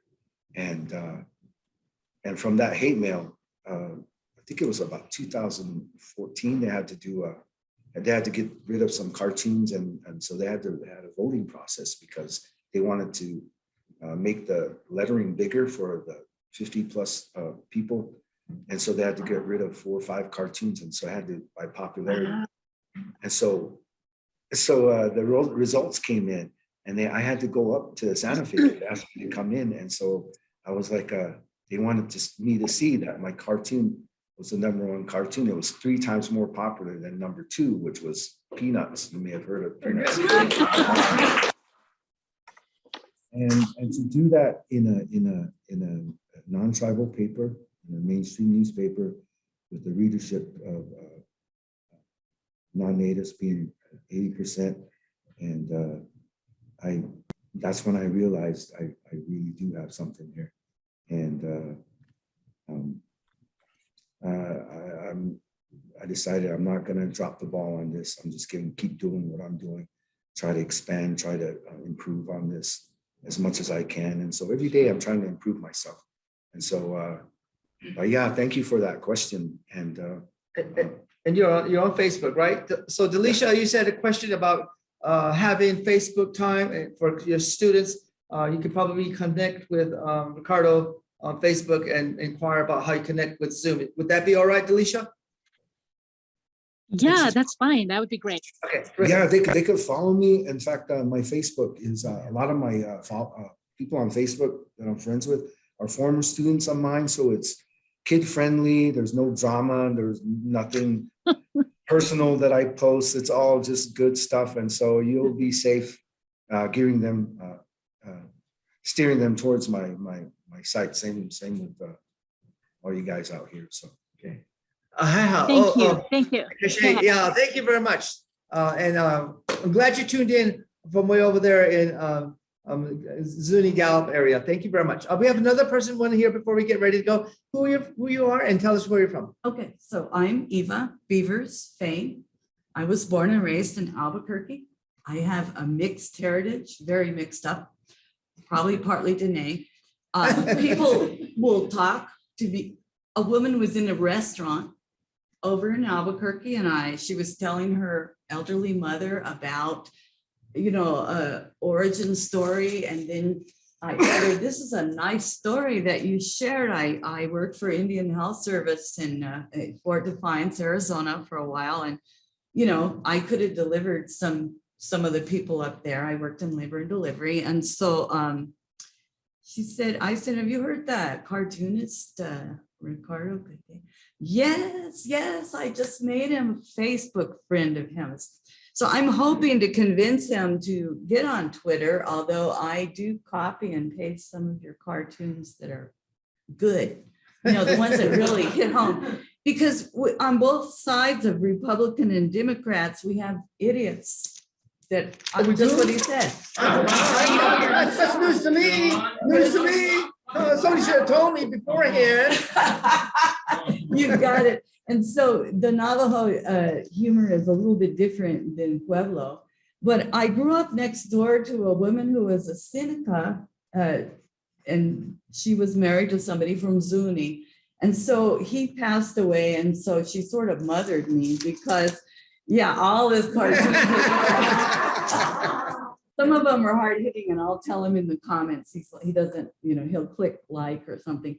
Twitter is weird, but the energy is weird, but they're trying to fix it. However, I do hope that you will get on there. And I also seem to, because I'm a retired diabetes educator, I try to point out to people, oh, that sounds like a good plan for somebody with a lot of money. That's usually what I'll tell them, because it's like, do people think that all of us want a CGM and all that? But, running to tell us what our blood sugars are all the time. But my, as I say, I have an unusual upbringing, and I think that it's important for us to point out that it doesn't matter what party they claim they are representing. Some of them are like, are you like out of touch with how normal people live? He gets it. He gets it every time. If I can copy and paste your cartoons into Twitter, they'll be there. Yeah, there's your promotion specialist right there. He knows. He knows Actually, I I'm am like, on Twitter, and this is my oh, is this where we're gonna find it? WO.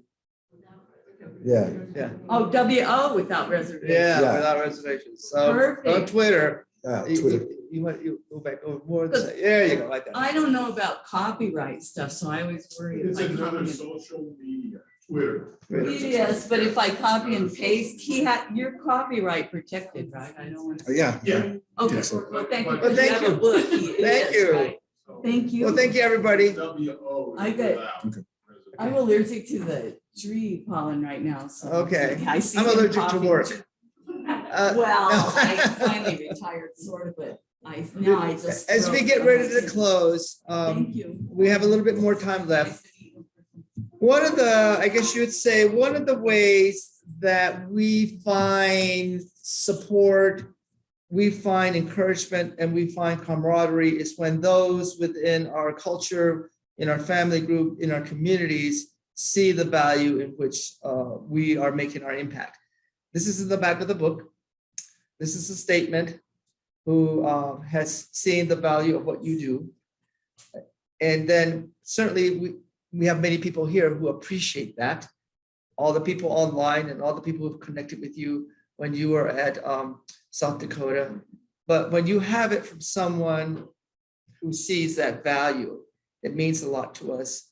And so I just wanted to bring this out to help you see why we have you here today. Because there are a lot of people out there who appreciate exactly what you say. And in though it's in the form of pictures, and though it makes us laugh and we chuckle, but we see the message. Yeah. And that's what I think you're trying to help us understand too.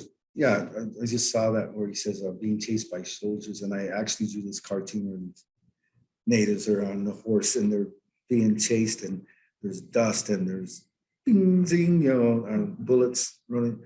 And the guy on the other horse, he looks at the other guy, he goes, I think I just swallowed the fly. I have to repaint that because it's when just so you know, I've been doing this cartoon since 2007, and 6 cartoons a week.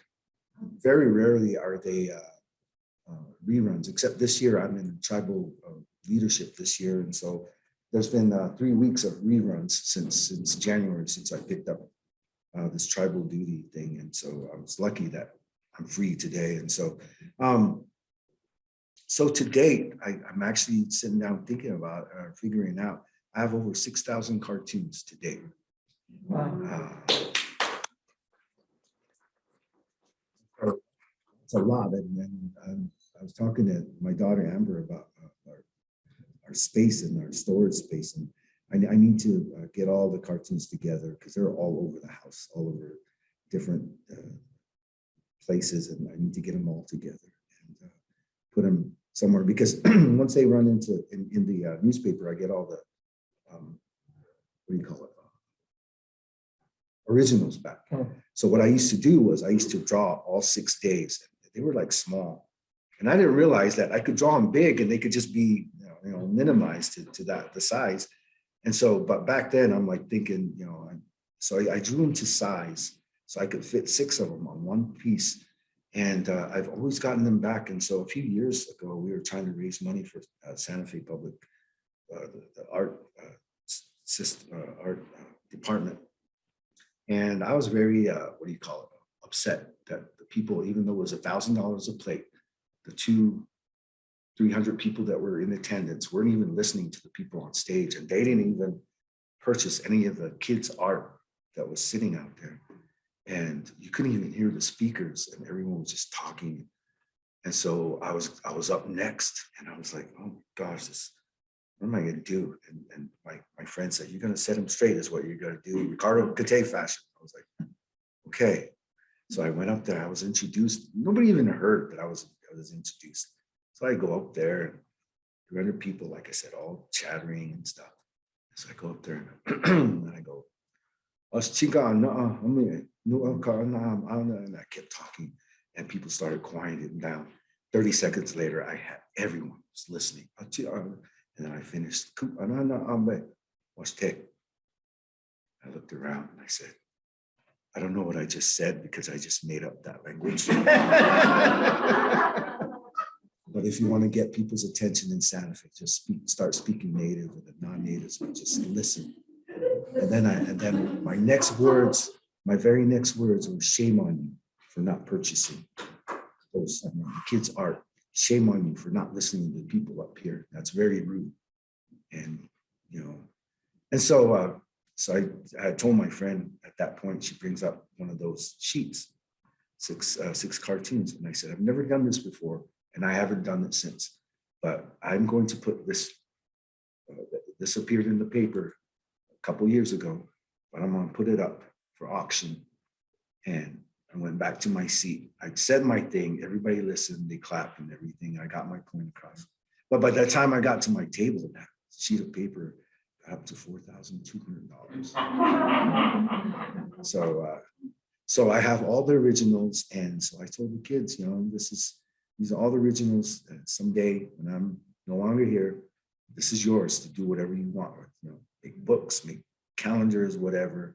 And so that's my legacy. So I feel very confident that not only have I accomplished the things that I have just talked to you about today, but as a parent, I feel comfortable that my kids are going to be okay. And so everything's going to be just fine. So That's right. Just before we get ready to go, again, just want to comment. We have Maria. She wrote a little comment here. She's joining us from Missouri. Again, another state we add to our list. I should have a little map of all the states and countries that we have. Another idea comes up. Here we go.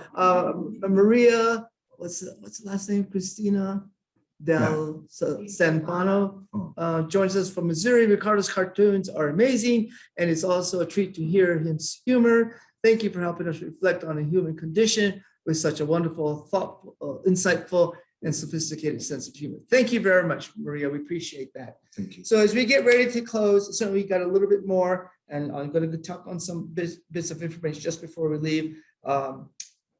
You'll be here for a little bit more. We have our audience here. Maybe they brought their book. Perhaps you're willing to sign that. I hope you are willing to do that for us. Yay, everybody.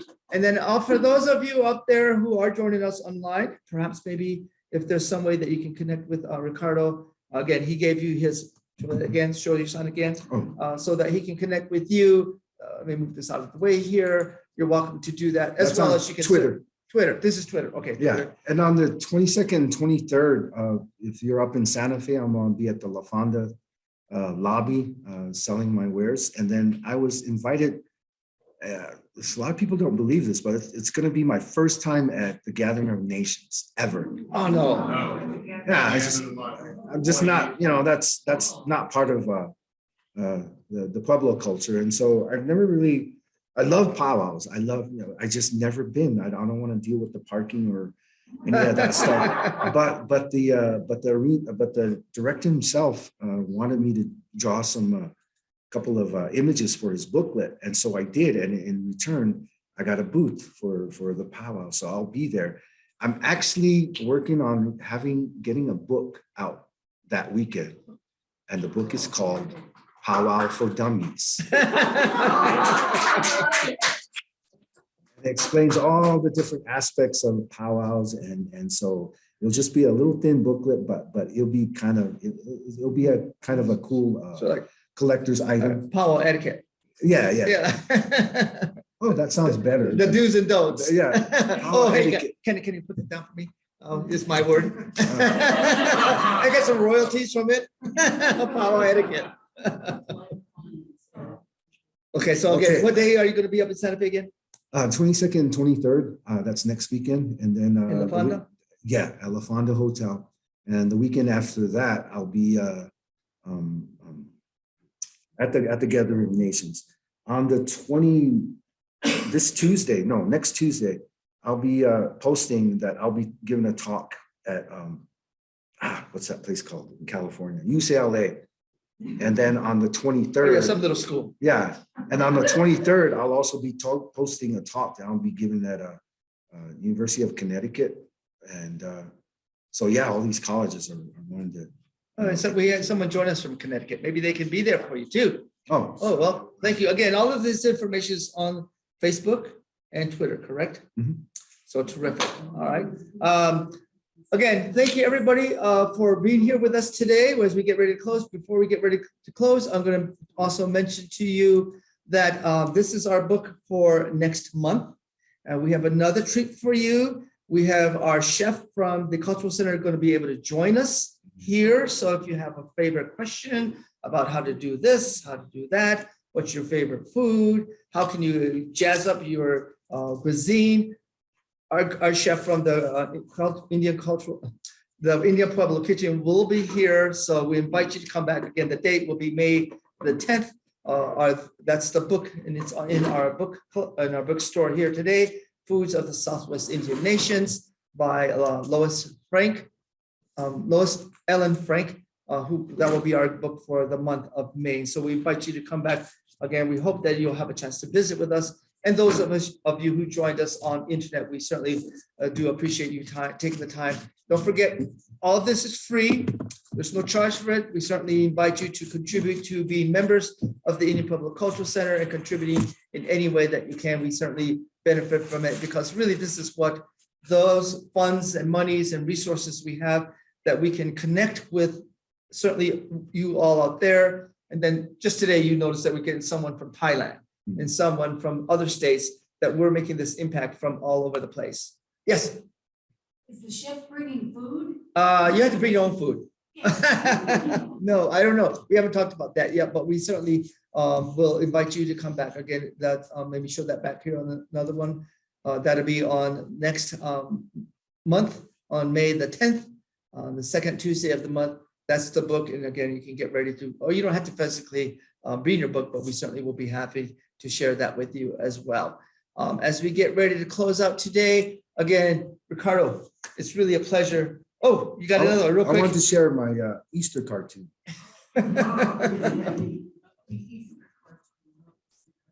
Lift it up there.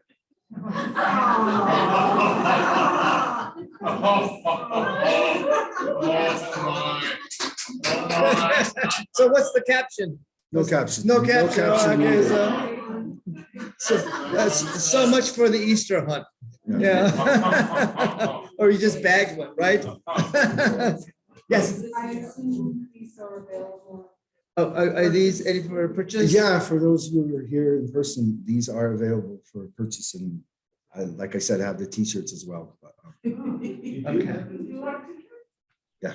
So again, visit us on our website at indianpueblo.org. Let me show you our next page of places to connect with us. indianpueblo.org. We are on Facebook, Twitter, Instagram, and YouTube. There's a lot of opportunities for you to participate. Join us. We have resources available. If you're not able to join us, we have some of the few book clubs that are recorded. One of them, the most well-known or well-attended one was when we had Joy Harjo, the U.S. Poet Laureate. She was our guest 2 years ago. These will, I'm not sure when this will be on recorded where you can visit with us again. We certainly invite you. And certainly please tell your friends and relatives to join us again. We'll be doing a lot of other events throughout the whole year. If you can go to our website and you want more information on the book club, please drop us an email. We'll be glad to respond to you, help you with all the information that's needed. So as we look forward for the rest of the year with all the book clubs, we have the book clubs for each remainder of the month. Next month, again, as we get ready to move into feast day mentality, cooking is part of that. That's why I chose that particular book. I normally would have chose a poetry book for April because April is National Poetry Month. But what was April 1st? April Fool's Day. That's why we have this young man here to help us share that. So that's the mentality I have for choosing this as our book. So thank you again, everybody. Let's have a clapping out. Thank you, everybody. Everybody take care. Everybody be safe. And thank you very much for joining us today for the Indian Public Cultural Center Book Club.